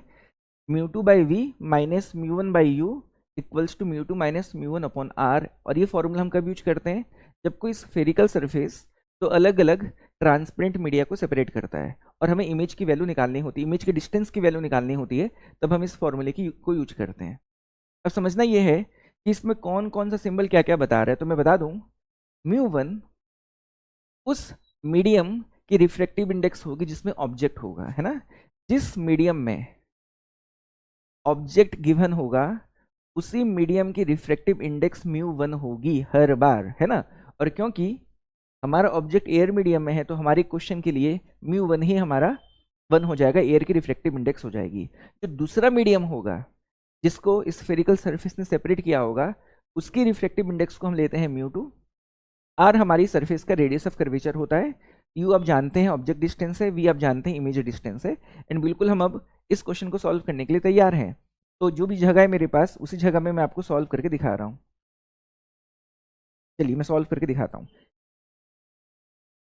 तो नाउ इम्प्लाइज दैट, तो μ2 की जगह में कितना पुट कर दूंगा, 1.5 डिवाइडेड बाय, जहाँ तक v का सवाल है तो जो v की वैल्यू है वो u के बराबर है और इसीलिए v की जगह भी मैं u लिख सकता हूँ और साइन पॉजिटिव रहेगा। माइनस μ1 की जगह में 1, u की जगह में मुझे पुट करना पड़ेगा माइनस u, क्यों, क्योंकि ऑब्जेक्ट डिस्टेंस नेगेटिव है, equal to 1.5 minus 1 will become 0.5 divided by, अब मुझको रेडियस ऑफ कर्वेचर की वैल्यू पुट करनी है। एंड रेडियस ऑफ कर्वेचर मेरा पॉजिटिव होगा कि नेगेटिव होगा, आप सोच के बताइए। तो क्योंकि इस वाली सरफेस का सेंटर ऑफ कर्वेचर राइट की तरफ है तो रेडियस ऑफ कर्वेचर भी राइट की तरफ आएगा, इंसिडेंट रे की तरफ आएगा, और इसलिए यहाँ पर आर का साइन पॉजिटिव आना चाहिए, तो मैं यहाँ पर पॉजिटिव आर पुट कर दिया। बस सॉल्व करने के लिए हम तैयार हैं, तो मैं आगे यहीं पे सॉल्व कर देता हूँ। Implies that minus into minus multiply होकर प्लस हो जाएंगे और मैं u को कॉमन ले लेता हूँ डिनोमिनेटर से। तो 1/u को कॉमन ले लेने से मेरे पास बचने वाला है, यहाँ पर 1.5 बचेगा, माइनस इंटू माइनस प्लस हो चुका और यहाँ पर 1 आने वाला है। तो 1.5 plus 1 will become 2.5 equals to 0.5 divided by R. बस आंसर के काफ़ी क्लोज हैं, तो क्रॉस मल्टीप्लाई कर देते हैं। और क्योंकि मुझे u की वैल्यू चाहिए तो u को मैं RHS की तरफ ले लेता हूँ एंड r को मैं LHS की तरफ ले लेता हूँ, तो न्यूमरेटर में आ जाएगा। साथ ही साथ 0.5 डिवाइड भी हो जाएगा, तो 2.5 by 0.5 will be equal to 5। तो फाइनली जो u की वैल्यू आने वाली है, जो u की हमारी वैल्यू आने वाली है, it is definitely equal to 5r। और इसीलिए इस क्वेश्चन का आंसर मैं 5r के साथ जाऊंगा और देख लेते हैं कि हमें क्या आंसर करेक्ट दिया है। तो यहाँ पर हमारी u की वैल्यू 5r आ रही है, तो 5r ऑप्शन 1 मेरा करेक्ट आंसर आ रहा है। एंड ऑप्शन 1 इस क्वेश्चन का एकदम परफेक्ट आंसर है भी, है ना। मैं समझता हूँ कि इस सवाल को भी आप समझ गए होंगे। मैं नेक्स्ट क्वेश्चन की तरफ चलता हूँ। नेक्स्ट क्वेश्चन 23 जनवरी 2025 के फर्स्ट शिफ्ट से है। क्वेश्चन है, what is the lateral shift of a रे refracted through a parallel sided glass slab of thickness h in terms of the angle of incidence I and angle of refraction r if the glass slab is placed in air medium। All right, मैं आपको सवाल समझाता हूँ।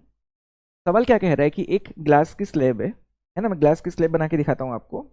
हमें कह रहा है कि ग्लास की स्लैब है और इसकी तरफ एक रे को अपन इंसिडेंट करवाते हैं at an angle of incidence i. देखिए मैं यहाँ पर एक रे को इंसिडेंट करवाता हूँ, ये मेरी रे की यहाँ पर इंसिडेंस हुई।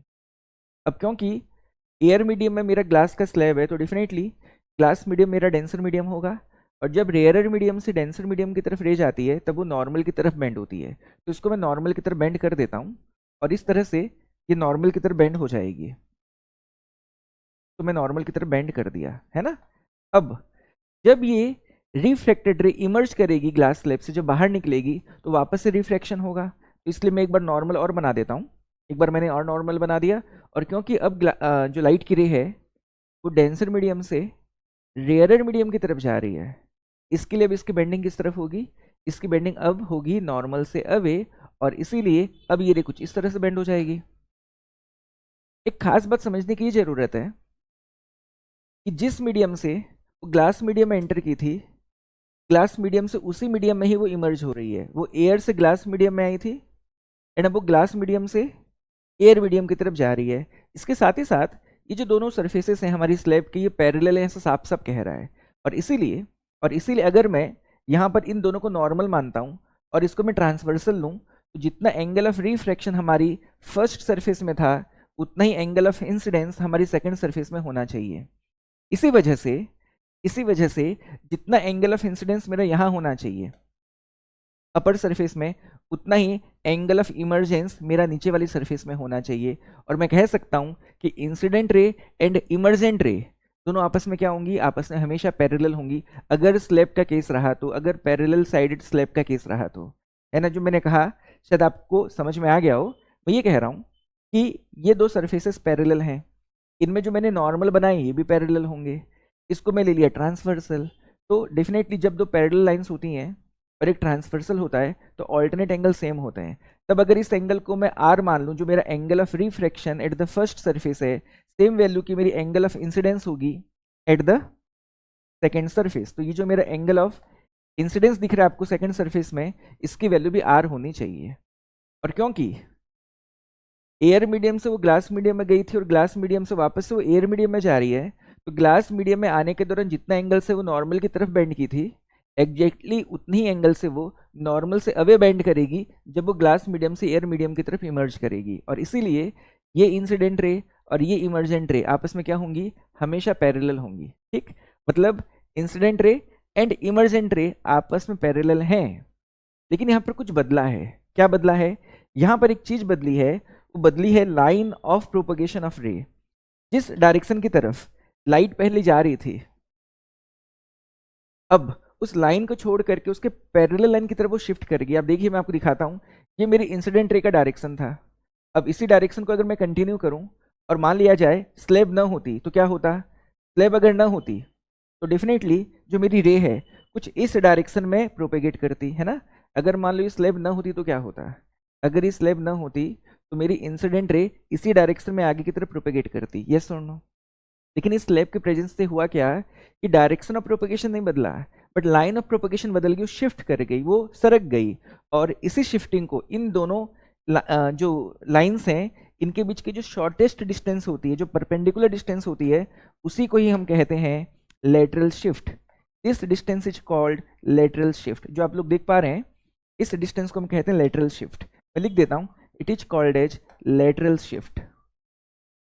इसे हम लेटरल शिफ्ट कहते हैं। आई होप मेरी बात आपको समझ में आई होगी। तो इंसिडेंट रे एंड इमर्जेंट रे क्या होते हैं, पैरेलल होते हैं, और इनके बीच का जो परपेंडिकुलर डिस्टेंस होता है, जो शॉर्टेस्ट डिस्टेंस होता है, उसे हम लेटरल शिफ्ट कहते हैं। अब यहाँ पर हमें गिवन है कि जो स्लैब है उसकी थिकनेस h है, ऐसा हमें कहा गया है। तो कह रहा है कि इस पर्टिकुलर केस में जो लेटरल शिफ्ट की वैल्यू होगी वो कितनी होगी। और एक काम करते हैं, मैं इस लेटरल शिफ्ट को x से शो कर देता हूँ, इस लेंथ को मैं x मान लेता हूँ और यही हमें बताना है ना, this length x need to be found. तो हम इस x की वैल्यू को फाइंड करना चाहते हैं। हालांकि आपको इसके लिए एक रेडीमेड फॉर्मूला जो है हमारा, जो फॉर्मूला है उसको आपको याद रख लेना चाहिए, बट मैं आपको डिराइव करके दिखा रहा हूँ। एकदम ध्यान से आप सुनिएगा किस तरह से हम सॉल्व कर सकते हैं। देखिए नाउ यहाँ पर आप देखिए कि ये वाली लाइन और ये वाली लाइन एक दूसरे को इंटरसेक्ट कर रही है इस पॉइंट पे। तो डेफिनेटली जो वर्टिकली अपोजिट एंगल्स होते हैं, जो अपोजिट एंगल्स होते हैं वो सेम होते हैं। अब इसका ये मतलब है कि अगर ये एंगल आई है तो ये टोटल एंगल भी कितना होना चाहिए, ये भी आई होना चाहिए, क्योंकि ये हमारा नॉर्मल है, ये मेरी इंसिडेंट रे का डायरेक्शन है। तो डेफिनेटली जो हमारे अपोजिट एंगल्स होंगे वो सेम होंगे। तो अगर ये एंगल आई है तो इस एंगल को भी कितना होना चाहिए, आई होना चाहिए। बट ये एंगल हमें आर गिवन है, हाँ कि नहीं। अगर हम ये एंगल आर गिवन है तो डेफिनेटली इस एंगल की वैल्यू कितनी हो जाएगी, it will be equal to I minus R, जो आप बिल्कुल समझ सकते हैं। इसे समझना काफ़ी आसान है, बिल्कुल इसे समझा जा सकता है। डन। अब देखिए इस वाले ट्रायंगल में, इस ट्रायंगल में मैं ट्रायंगल को शो कर रहा हूँ आपको, ये वाले ट्रायंगल में, इस ट्रायंगल में अगर आप कहें तो मैं नाम रख देता हूँ ए, इस पॉइंट का नाम रख देता हूँ बी, और इस पॉइंट का नाम रख देता हूँ सी। तो in triangle A B C हम कह सकते हैं कि आई माइनस आर जो एंगल उसके सामने वाली साइड हमारी परपेंडिकुलर हो जाएगी, एंड 90 डिग्री के सामने वाली जो साइड हो जाएगी हमारी हाइपोटेनियस हो जाएगी। तो मैं कह सकता हूँ, मैं बिल्कुल कह सकता हूँ एक्स अपॉन हाइपोटेनियस मेरा हो जाएगा A B equal to sine I minus R. बिल्कुल इसको इस तरह से लिखा जा सकता है, and let us call it equation number 1। Correct है ना। एक काम और करते हैं, हम ये जो नॉर्मल आप देख रहे हैं, इस नॉर्मल को मैं पूरा नीचे तक टच करवा देता हूँ, इस नॉर्मल को मैं नीचे तक टच करवा देता हूँ और इस पॉइंट का नाम रख देता हूँ डी। नाउ अब आप देखेंगे in triangle A D B, मैं ट्रायंगल ए डी बी की बात कर रहा हूँ, ये पॉइंट मेरा बी है ना, मैं थोड़ा सा इसको पास बना देता हूँ ताकि आपको कंफ्यूजन ना हो, ये पॉइंट मेरा बी है। तो in triangle A D B, इस ट्रायंगल की बात कर रहा हूँ, तो आर से लगी हुई साइड मेरी बेस हो गई और 90 डिग्री के सामने वाली साइड मेरी हाइपोटेनियस हो गई, है ना। तो मैं बिल्कुल लिख सकता हूँ, मैं लिख सकता हूँ बेस कितना हो जाएगा मेरा, ये जो बेस आप देख रहे हैं इस वाले ट्रायंगल के लिए, ट्रायंगल ए डी बी के लिए जो बेस होगा वो ये वाली लेंथ होगी जो कि हमारी स्लैब की थिकनेस के इक्वल है। तो मैं लिख सकता हूँ h अपॉन, अब हाइपोटेनियस की वैल्यू कितनी हो जाएगी, again hypotenuse will be equal to A B equal to, ना बेस अपॉन हाइपोटेनियस होता है कॉस थीटा, तो कॉस और थीटा की जगह में मुझे लिख देना चाहिए आर, तो यहाँ पर आर आ जाएगा। Late us call it equation number 2, है ना। ये वाला जो आप एंगल देख रहे हैं, this angle is R, this total angle is I, और ये वाली जो एंगल थी वो मेरी आई माइनस आर थी। तो काम करते हैं, अपन इन दोनों ही इक्वेशंस को डिवाइड कर देते हैं। तो 1 डिवाइडेड बाय अगर मैं 2 करता हूँ तो क्या होने वाला है आप देखिए, तो अगर मैं दोनों इक्वेशंस को डिवाइड करूँ तो LHS से ए बी कैंसिल हो जाएंगे और मुझे मिलने वाला है x upon h that is equal to sine I minus R upon cos R. तो फाइनली x की वैल्यू हो जाएगी h times sine I minus R upon cos R, और यही इस क्वेश्चन का करेक्ट आंसर होना चाहिए। तो अब देख सकते हैं कौन सा ऑप्शन करेक्ट होगा, तो h into sine I minus R by cos R, option 4 इस क्वेश्चन का एकदम परफेक्ट आंसर है। और मेरा बिल्कुल स्ट्रिक्ट सजेशन रहेगा कि आप इस फॉर्मूले को याद रखें, है ना, लेटरल शिफ्ट के फॉर्मूले को आपको याद रखना चाहिए और बिल्कुल आप इसे याद कर लीजिए, काफ़ी काम का फॉर्मूला है ना। और लेटरल शिफ्ट क्या होता है आपको समझ में आ गया होगा। अगले क्वेश्चन की तरफ चलते हैं और हम आगे बढ़ते हैं।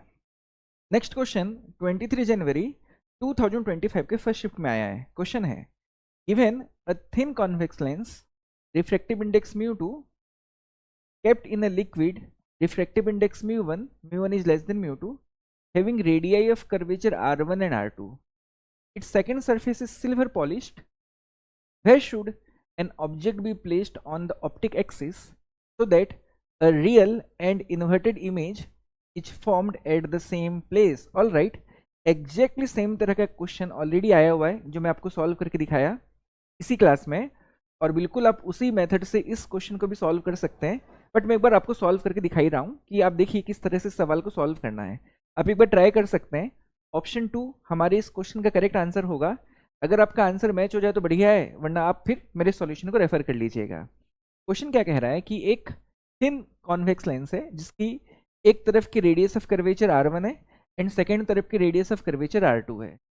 लेंस का जो खुद का रिफ्रैक्टिव इंडेक्स है वो μ2 है एंड उसको एक लिक्विड में रखा गया जिस लिक्विड की रिफ्रैक्टिव इंडेक्स μ1 है और μ1 की वैल्यू μ2 से छोटी है। ठीक है, तो कह रहा है कि अगर इस लेंस के एक तरफ को हम silver polish, mean second surface को, यहाँ पर हमें साफ साफ कह रहा है कि अगर सेकेंड सरफेस को सिल्वर पॉलिश कर दें, मतलब अगर उसे हम एक मिरर में कन्वर्ट कर दें, तब उस केस में कहाँ पर हम ऑब्जेक्ट को रखें कि उसी जगह पर इमेज का फॉर्मेशन हो जाए, हमें ये बताना है। तो चलिए मैं आपको सॉल्व करके दिखाता हूँ, आप ध्यान से सुनिएगा। देखिए, एक बात आपको समझनी है कि जो बात मैंने ऑलरेडी आपको समझाई भी, कि ये जो क्वेश्चन है वो लेंस एंड मिरर के कॉम्बिनेशन का क्वेश्चन है। इस केस में एक लेंस है जो कि मेरा कॉन्वेक्स लेंस है और उसके एक सरफेस को क्योंकि हमने सिल्वर पॉलिश किया है इसीलिए वो बन गई एक मिरर। तो this question belongs to the combination of lens and mirror. और इस तरह की सिचुएशन में जो हमारे कॉम्बिनेशन का फोकल लेंथ होता है उसे निकालने का फॉर्मूला है 2 upon focal length of lens plus 1 upon focal length of mirror. और बिल्कुल आपको ये फॉर्मूला याद रखना है। और यहाँ पर हम लेंस के फोकल लेंथ की मैग्नीट्यूड लेंगे, साथ ही साथ मिरर की भी फोकल लेंथ की मैग्नीट्यूड लेते हैं और इससे हमें क्या मिल जाएगा, कॉम्बिनेशन की फोकल लेंथ मिलती है, जो आपको पहले समझना चाहिए। ठीक, यहाँ तक तो आप समझिए। यहाँ पर मैंने आपको बताया भी था कि क्यों फोकल लेंथ ऑफ लेंस के लिए हमने न्यूमरेटर में 2 लिया है, क्योंकि 2 बार रिफ्रैक्शन होता है। एक बार कब, जब रे आती है लेंस की तरफ, एक बार तब वो जाती है लेंस से। तो क्योंकि 2 बार रिफ्रैक्शन होता है इसलिए यहाँ पर हमने लेंस के न्यूमरेटर में 2 रखा है और मिरर के न्यूमरेटर में 1 रखा है ना। ये बात आप बिल्कुल समझ सकते हैं। अब देखिएगा, जैसे ये मेरी लेंस है, इसकी फर्स्ट सरफेस की रेडियस ऑफ कर्वेचर r1 है, सेकेंड सरफेस की रेडियस ऑफ कर्वेचर r2 है, और ये मेरा प्रिंसिपल एक्सिस है जिसे हम ऑप्टिक एक्सिस भी कहते हैं। डन। और कहता है कि इसकी सेकेंड सरफेस को सिल्वर पॉलिश कर दिया, मतलब उस सरफेस को सिल्वर पॉलिश किया जिसकी रेडियस ऑफ कर्वेचर हमें गिवन है r2।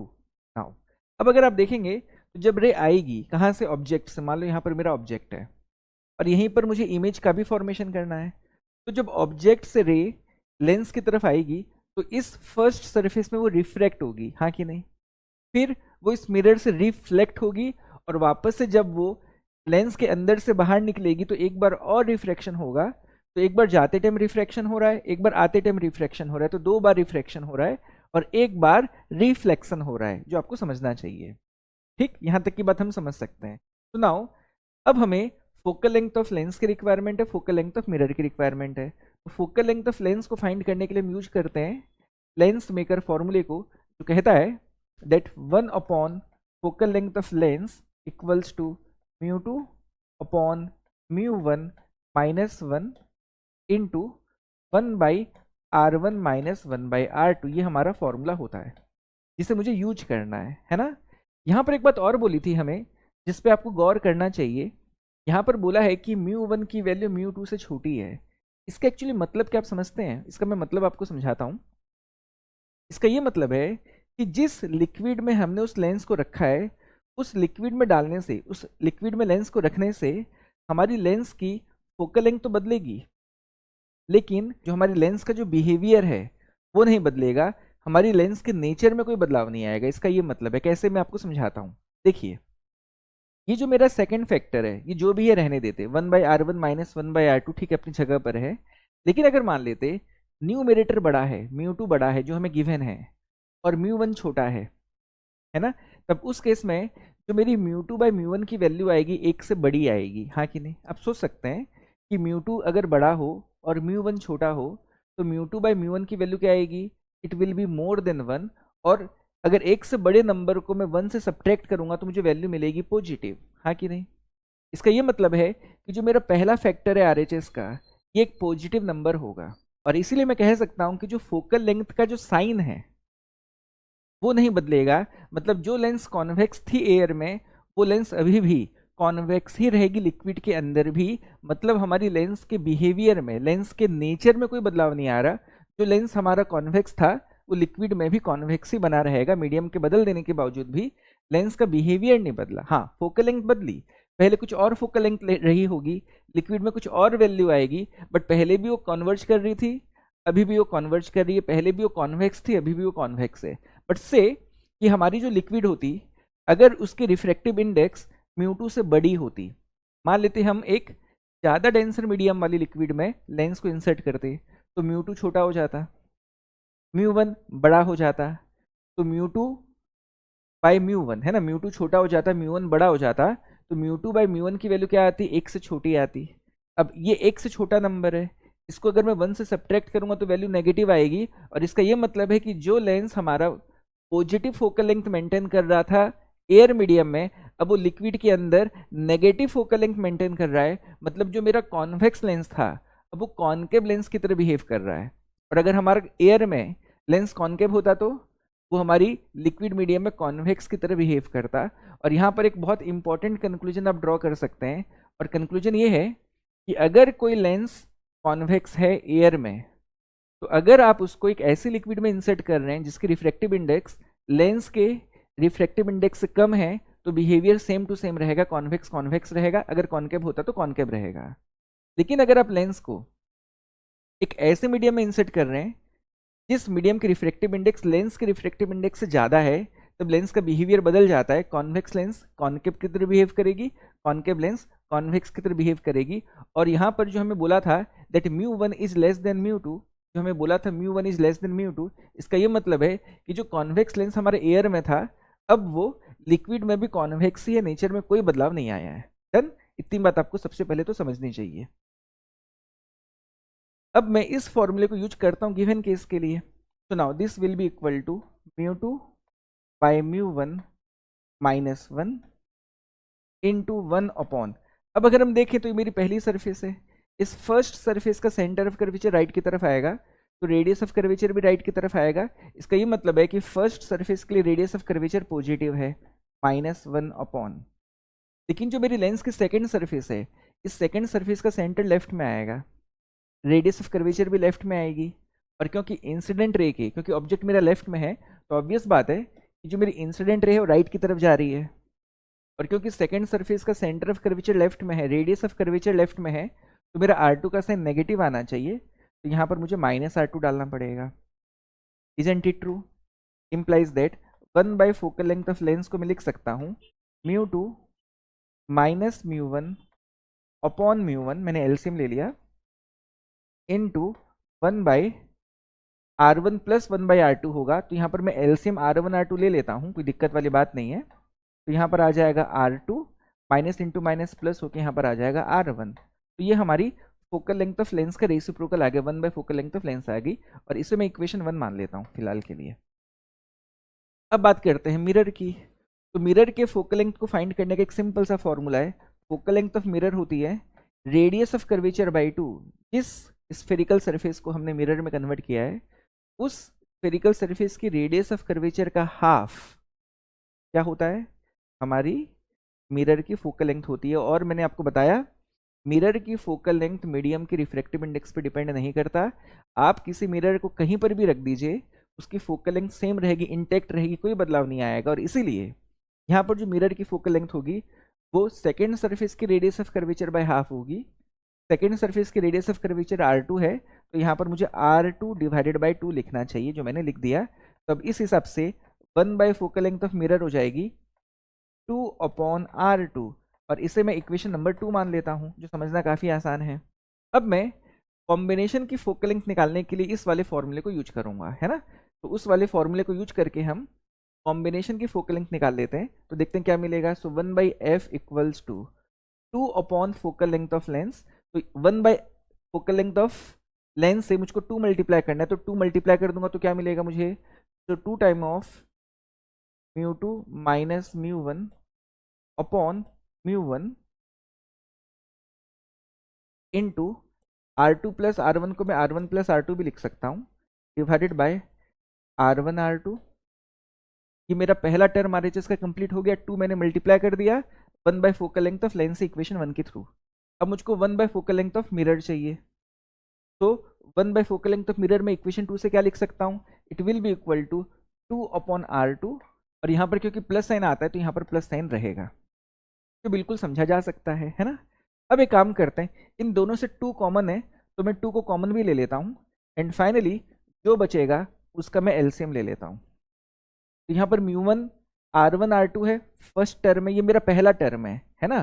प्रोडक्ट से टर्म अलग नहीं होते, term plus sign minus sign और इक्वल साइन से अलग होते हैं, है ना। तो ये दोनों एक ही टर्म के पार्ट हैं, ये फैक्टर्स हैं, ये एक ही सिंगल टर्म है, ये दूसरा टर्म है RHS के लिए, और ये हमारे LHS का एक टर्म है ना। तो नाउ मेरे पहले टर्म में म्यू1 R1 R2 है एंड सेकेंड टर्म में R2 है, तो मेरा एलसीएम हो जाएगा म्यू1 R1 R2।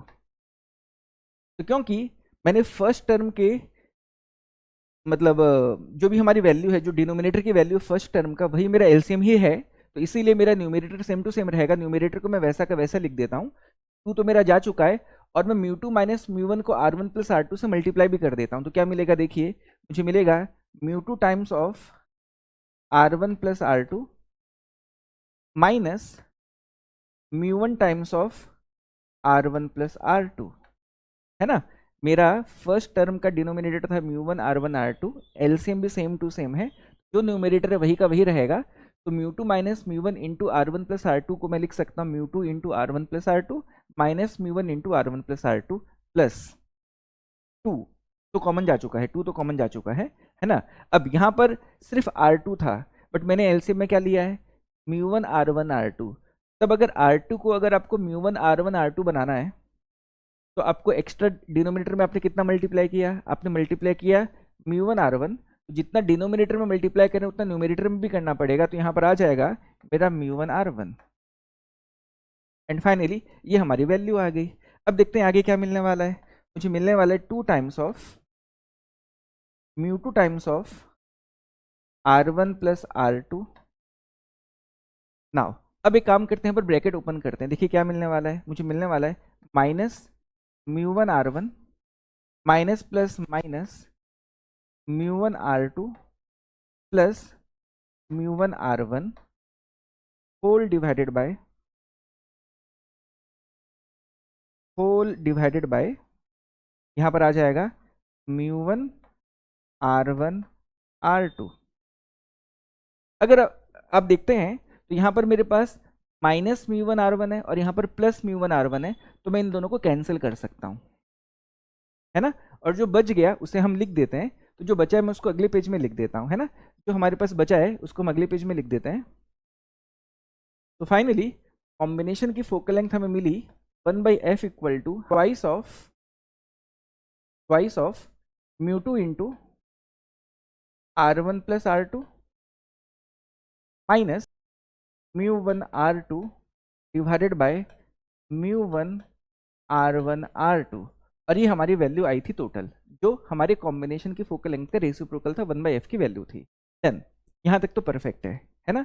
अब आपको एक बात क्या याद रखनी है और हमेशा याद रखनी है कि लेंस एंड मिरर का कॉम्बिनेशन हमेशा एक मिरर की तरह बिहेव करता है ना। जो हमारा लेंस एंड मिरर का कॉम्बिनेशन है, it always behaves like a mirror.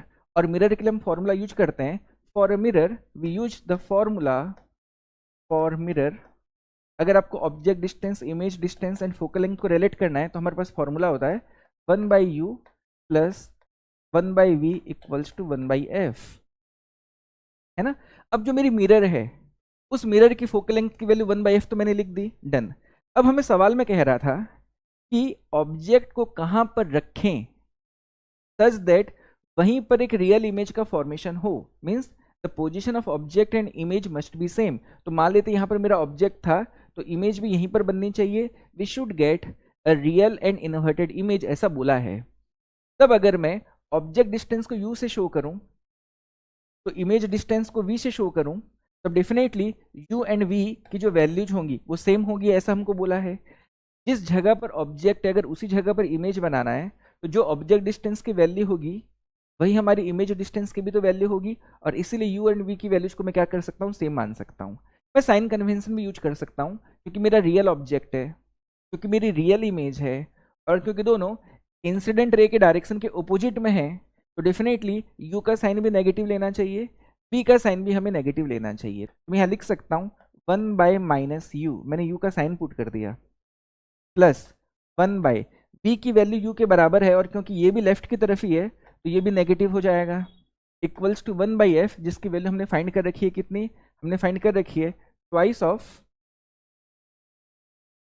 μ2 into r1 plus r2 minus μ1 r2 divided by μ1 r1 r2। जो बात आपको समझनी चाहिए, ठीक। एक बात और मैं आपको बताना चाहता हूँ, कि इस पर्टिकुलर केस में जिस मिरर का फॉर्मेशन हो रहा है definitely that is a concave mirror. क्यों कॉनकेव मिरर? क्योंकि आप देख सकते हैं कि जिस सरफेस का पॉलिश किया गया है वो सरफेस डेफिनेटली हमारी कॉनकेव सरफेस है। ये जो सरफेस आप देख रहे हो, अगर मैं इस सरफेस के लिए मिरर की बात करूं तो मिरर कौन सा है? कॉनकेव मिरर है। एंड कॉनकेव मिरर की जो फोकल लेंथ होती है वो कहाँ पर होती है? कॉनकेव मिरर की फोकल लेंथ डेफिनेटली मिरर के शाइनिंग सरफेस की तरफ होती है और इसीलिए कॉनकेव मिरर के लिए हमारी फोकल लेंथ नेगेटिव होनी चाहिए। तो यहाँ पर भी मुझे एक नेगेटिव साइन लगाना चाहिए, जो मैंने लगा दिया है ना। जो मैं समझाना चाह रहा हूँ आप समझ सकते हैं। जो मेरा कॉनकेव मिरर होता है, कॉनकेव मिरर की जो फोकल लेंथ होती है वो लेफ्ट की तरफ आती है क्योंकि फोकस लेफ्ट की तरफ आता है ना। ये हमारी सिचुएशन होती है और ऑब्जेक्ट डेफिनेटली हम मिरर के लेफ्ट में रख रहे हैं, तो कॉनकेव मिरर के लिए फोकल लेंथ नेगेटिव होती है, कॉन्वेक्स की पॉजिटिव होती है। तो यहाँ पर माइनस क्यों पुट किया? क्योंकि यहाँ पर माइनस इसलिए पुट करें क्योंकि हमारा कॉनकेव मिरर है, इसीलिए तो। अरे कॉनकेव मिरर था तभी ना इसने रेज को कॉन्वर्ज करके एक रियल इमेज का फॉर्मेशन किया। भैया वो कौन सी मिरर है जो रियल ऑब्जेक्ट की रियल इमेज फॉर्म कर सकती है, डेफिनेटली रियल ऑब्जेक्ट की रियल इमेज बनाने वाली सिर्फ एक ही मिरर है, वो है कॉनकेव मिरर। रियल ऑब्जेक्ट की रियल इमेज सिर्फ एक ही मिरर बना सकती है, वो है कॉनकेव मिरर। और डेफिनेटली अगर यहाँ पर रियल इमेज का फॉर्मेशन हुआ है तो ये कॉनकेव मिरर है, और कॉनकेव मिरर के लिए यहाँ पर मुझको फोकल लेंथ को नेगेटिव लेना चाहिए। नाउ आ गया आंसर। तो -1/u will become -2/u equals to -2 into जो भी हमारे पास है बचा हुआ उसको मैं लिख देता हूँ, μ2 into r1 plus r2 minus μ1 r2 divided by μ1 r1 r2, bracket close कर देते हैं। और अगर आप देखेंगे तो -2 आपस में कैंसिल हो गए, तो u की वैल्यू बताने के लिए मुझको रेसिप्रोकल लेना पड़ेगा। तो u की वैल्यू बता देते हैं, so u will be equal to, reciprocal कर दो तो क्या मिलने वाला है, μ1 r1 r2 डिवाइडेड बाय मुझे मिलने वाला है μ2 times of r1 plus r2 minus μ1 r2, और ये मेरी u की वैल्यू आई। इस आंसर को देखें अगर अपन तो कौन सा ऑप्शन से मैच हो रहा है, डेफिनेटली हमारा आंसर आया था μ1 r1 r2 upon μ2 times r1 plus r2 minus μ1 r2, option 2 without a doubt इस क्वेश्चन का एकदम परफेक्ट आंसर है। और मैंने अगेन इस क्वेश्चन को लेकर के सारे पहलुओं पे आपसे बात की, काफ़ी डिटेल में समझाया, इसी उम्मीद के साथ कि ये सॉल्यूशन, ये जो मैंने एक्सप्लेन किया है आपको, आपके काफ़ी काम आएगा, आपके हर छोटे छोटे कॉन्सेप्ट्स को क्लियर करेगा, और आप काफ़ी कॉन्फिडेंटली इस तरह के क्वेश्चंस को अगली बार करने के लिए तैयार हो पाएंगे। तो इस तरह का 2 सवाल अभी हमने देखा, और आपको बिल्कुल इसी बेसिस पे चीज़ों को समझते जाना है ना। अगले क्वेश्चन की तरफ चलते हैं। नेक्स्ट क्वेश्चन 23 जनवरी 2025 के सेकंड शिफ्ट से है। क्वेश्चन है the refractive index of the material of a glass prism is √3, the angle of minimum deviation is equal to the angle of the prism, what is the angle of the prism. Alright, आसान सा question है, मैं आपको समझाता हूँ किस तरह से इस क्वेश्चन को सॉल्व किया जाना है। तो देखिए कह रहा है कि एक प्रिज्म है, करेक्ट, हमारे पास एक प्रिज्म है, और कहता है कि इस प्रिज्म का जो मटेरियल है उसकी रिफ्रैक्टिव इंडेक्स √3 है। अब एंगल ऑफ मिनिमम डेविएशन की जो वैल्यू है that is equal to angle of the prism. तो एंगल ऑफ प्रिज्म हम किसे कहते हैं, तो इस एंगल को, है ना, इस एंगल को हम एंगल ऑफ प्रिज्म कहते हैं, और शो करते हैं बाय द सिंबल ए से इसे शो किया जाता है। तो कहता है what is the angle of the prism, मतलब हमें ए की ही वैल्यू बतानी है, और हमें कह रहा है कि जो angle of minimum deviation delta M है it is equal to angle A. ठीक, अब आपको इस क्वेश्चन को सॉल्व करना काफी आसान है, मैं आपको बहुत इजीली इसको सॉल्व करके दिखा रहा हूं। In terms of angle of minimum deviation, किसी भी प्रिज्म की जो रिफ्रैक्टिव इंडेक्स होती है उसे फाइंड करने का फॉर्मूला है sine A plus delta M by 2 divided by sine A by 2।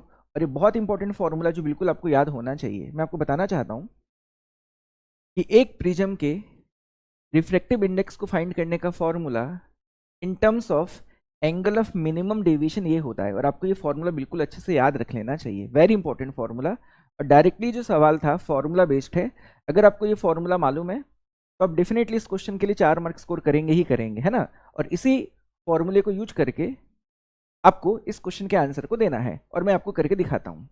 यहाँ पर एंगल ऑफ डेविएशन का मतलब ये है कि जो मेरी इंसिडेंट रे थी और जो मेरी इमर्जेंट रे थी उन दोनों के बीच में कितना एंगल है, उसी को ही हम कहते हैं एंगल ऑफ डेविएशन। आपने एक पर्टिकुलर डायरेक्शन में क्या किया था, रे को इंसिडेंट करवाया था, फिर क्या हुई, जब वो प्रिज्म मीडियम के अंदर गई तो नॉर्मल की तरफ बेंड हो गई, फिर वापस से इसको एयर मीडियम में इमर्ज होना है, तो क्या होगा, अब ये वापस से रिफ्लेक्ट होगी, और क्योंकि अब ये ग्लास मीडियम से एयर मीडियम की तरफ जा रही है so it will bend away from the normal, और इस केस में ये इस तरह से निकल जाएगी। तो इसे हम कहते हैं इंसिडेंट रे, इसे हम कहते हैं रिफ्रैक्टेड रे, और इस वाली रे को हम कहते हैं इमर्जेंट रे। तो इंसिडेंट रे एंड इमर्जेंट रे के बीच का जो एंगल होता है उस एंगल को हम कहते हैं एंगल ऑफ डेविएशन। अगर आपको थोड़ा डिटेल में देखना है इसे तो मैं आपको दिखाता हूं। ये मेरी इंसिडेंट रे का डायरेक्शन है ना, मेरी इंसिडेंट रे इस लाइन के अलॉन्ग थी, और इस तरफ मेरी रे फाइनली इमर्ज हुई है। तो नाउ अब ये जो एंगल आप देख पा रहे हैं, this angle is called angle of deviation delta, और इसकी जो सबसे छोटी वैल्यू है वो कह रहा है कि एंगल ऑफ प्रिज्म के इक्वल है। तो in terms of minimum angle of deviation refractive index को फाइंड करने का ये फॉर्मूला होता है और बिल्कुल आपको इसको याद कर लेना चाहिए।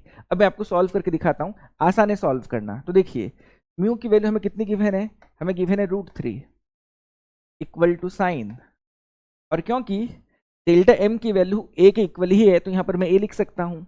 तो a plus A will become 2a, 2a by 2 will become a, तो ऊपर आ गया sine a divided by denominator में साइन a बाई 2 रहेगा। Now implies that √3 equals to, अब साइन a को मैं क्या लिख सकता हूँ, साइन a को मैं लिख सकता हूँ sine 2 into a by 2 divided by sine a by 2 अपनी जगह पर है वैसा का वैसा। नाउ एक बहुत इंपॉर्टेंट फॉर्मूला है जो आपको याद होना चाहिए, साइन 2 थीटा का फॉर्मूला होता है 2 sine theta into cos theta. मैं ऊपर लिख देता हूँ आपके लिए, sine 2 theta equals to 2 into sine theta into cos theta. Very important formula जो हम यहाँ पर यूज करेंगे।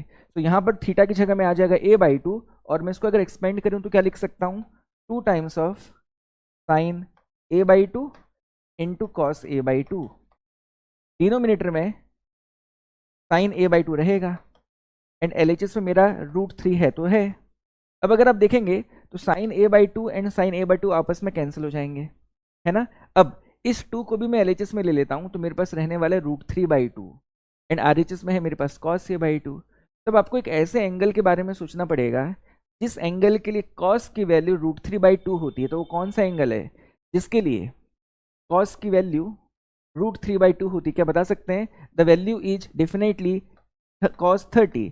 तो cos 30 की वैल्यू हम जानते हैं कितनी होती है, cos 30 इज √3 बाई 2। तो डेफिनेटली √3 बाई 2 की जगह पे मैं cos 30 लिख सकता हूँ एंड RHS में मेरा कितना है, RHS में मेरा है cos a बाई 2, RHS में है हमारे पास cos a बाई 2। तो क्योंकि LHS में भी cos है RHS में भी cos है और दोनों इक्वल भी हैं तो डेफिनेटली एंगल भी सेम होने चाहिए, और मैं बिल्कुल कंक्लूड कर सकता हूँ कि 30 डिग्री की वैल्यू a बाई 2 होनी चाहिए। तो फाइनली a की वैल्यू हो जाएगी 2 into 30 that equals to 60 degree, और इसीलिए इस क्वेश्चन का आंसर मैं 60 डिग्री चूज करूंगा। ऑप्शन 2 इस क्वेश्चन का एकदम परफेक्ट आंसर है। आगे बढ़ते हैं। नेक्स्ट क्वेश्चन 23 जनवरी 2025 के सेकंड शिफ्ट से है। क्वेश्चन है a concave mirror of focal length f in air is dipped in a liquid of refractive index mu, its focal length in the liquid will be, all right, a very conceptual question। एकदम ध्यान से सुनना जो बात मैं आपको भी कह रहा हूँ। किसी भी मिरर की जो फोकल लेंथ होती है वो मीडियम पे डिपेंड नहीं करती है। मिरर की फोकल लेंथ का डिपेंडेंस मीडियम की रिफ्रैक्टिव इंडेक्स पे नहीं होता। आप किसी मिरर को किसी भी मीडियम में रख लें, एयर मीडियम में रखें या किसी भी लिक्विड मीडियम में रख लें, उस मिरर की जो फोकल लेंथ होती है वो हमेशा सेम रहती है।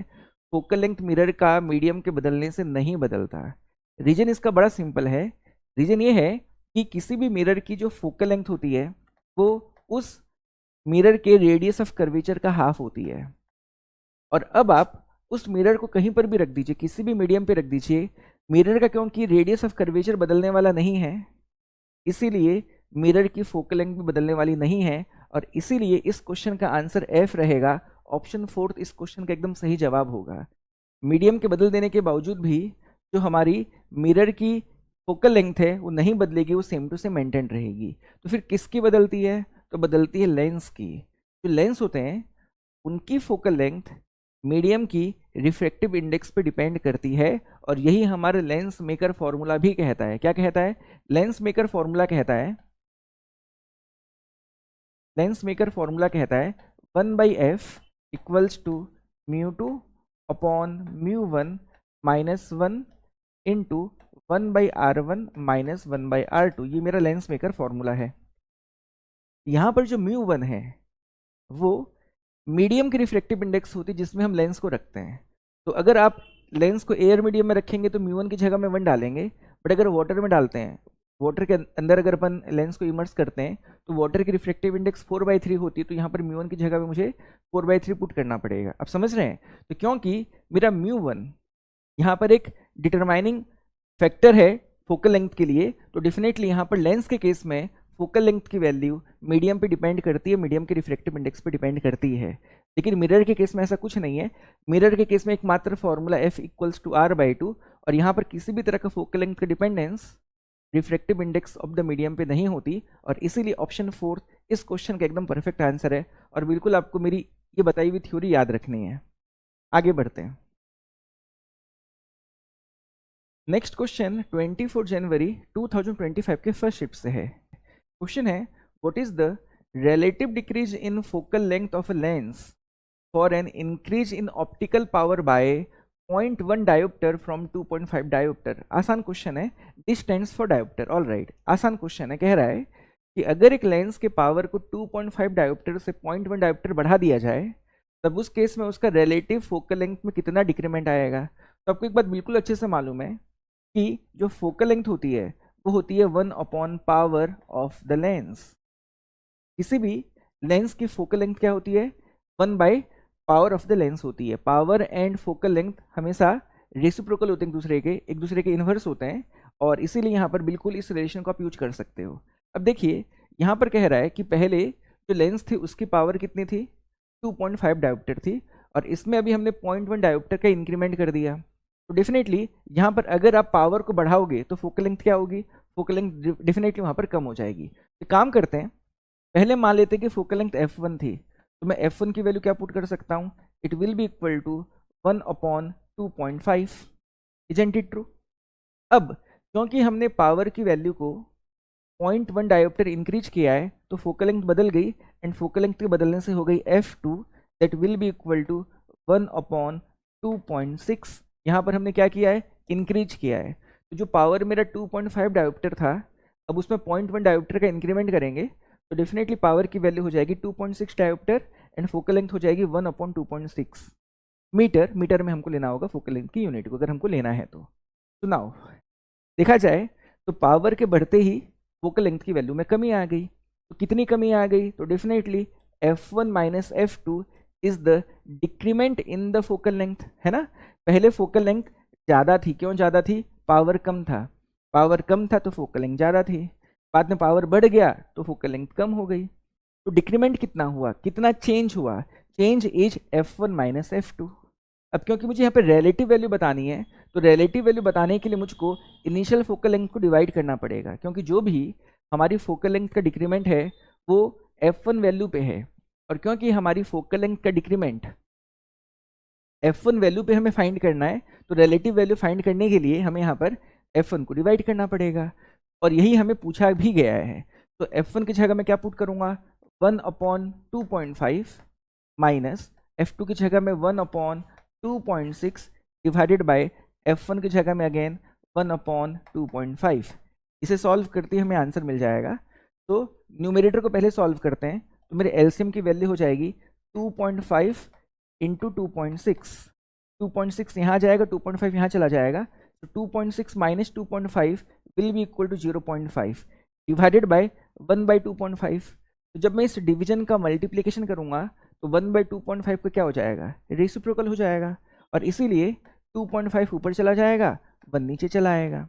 अब मैं 2.5 को आपस में कैंसिल कर सकता हूँ, और डेसिमल के बाद ऊपर भी एक डिजिट है, डेसिमल के बाद नीचे भी एक डिजिट है, तो इसे मैं लिख सकता हूँ 1/26, है ना। तो देखा जाए यहाँ पर हमारी जो वैल्यू आ रही है वो नियरली कितनी आ रही है, 0.04 आ रही है। अगर ये 26-25 होता तो डेफिनेटली 1/25 की वैल्यू क्या होती, 0.04 होती, और यहाँ पर हमारा 1/26 आ रहा है, तो डेफिनेटली क्योंकि 26-25 से हल्का बड़ा है तो वैल्यू हल्की कम आएगी, है ना। 0.04 से हल्की कम आनी चाहिए, बट यहाँ पर क्योंकि ऑप्शन में हमें 0.04 गिवन है, तो डेफिनेटली हम यहाँ पर टेंटेटिव वैल्यू के बेसिस पे ऑप्शन 1 को करेक्ट मानेंगे, एंड ऑप्शन 1 इस क्वेश्चन का एकदम परफेक्ट आंसर है ना।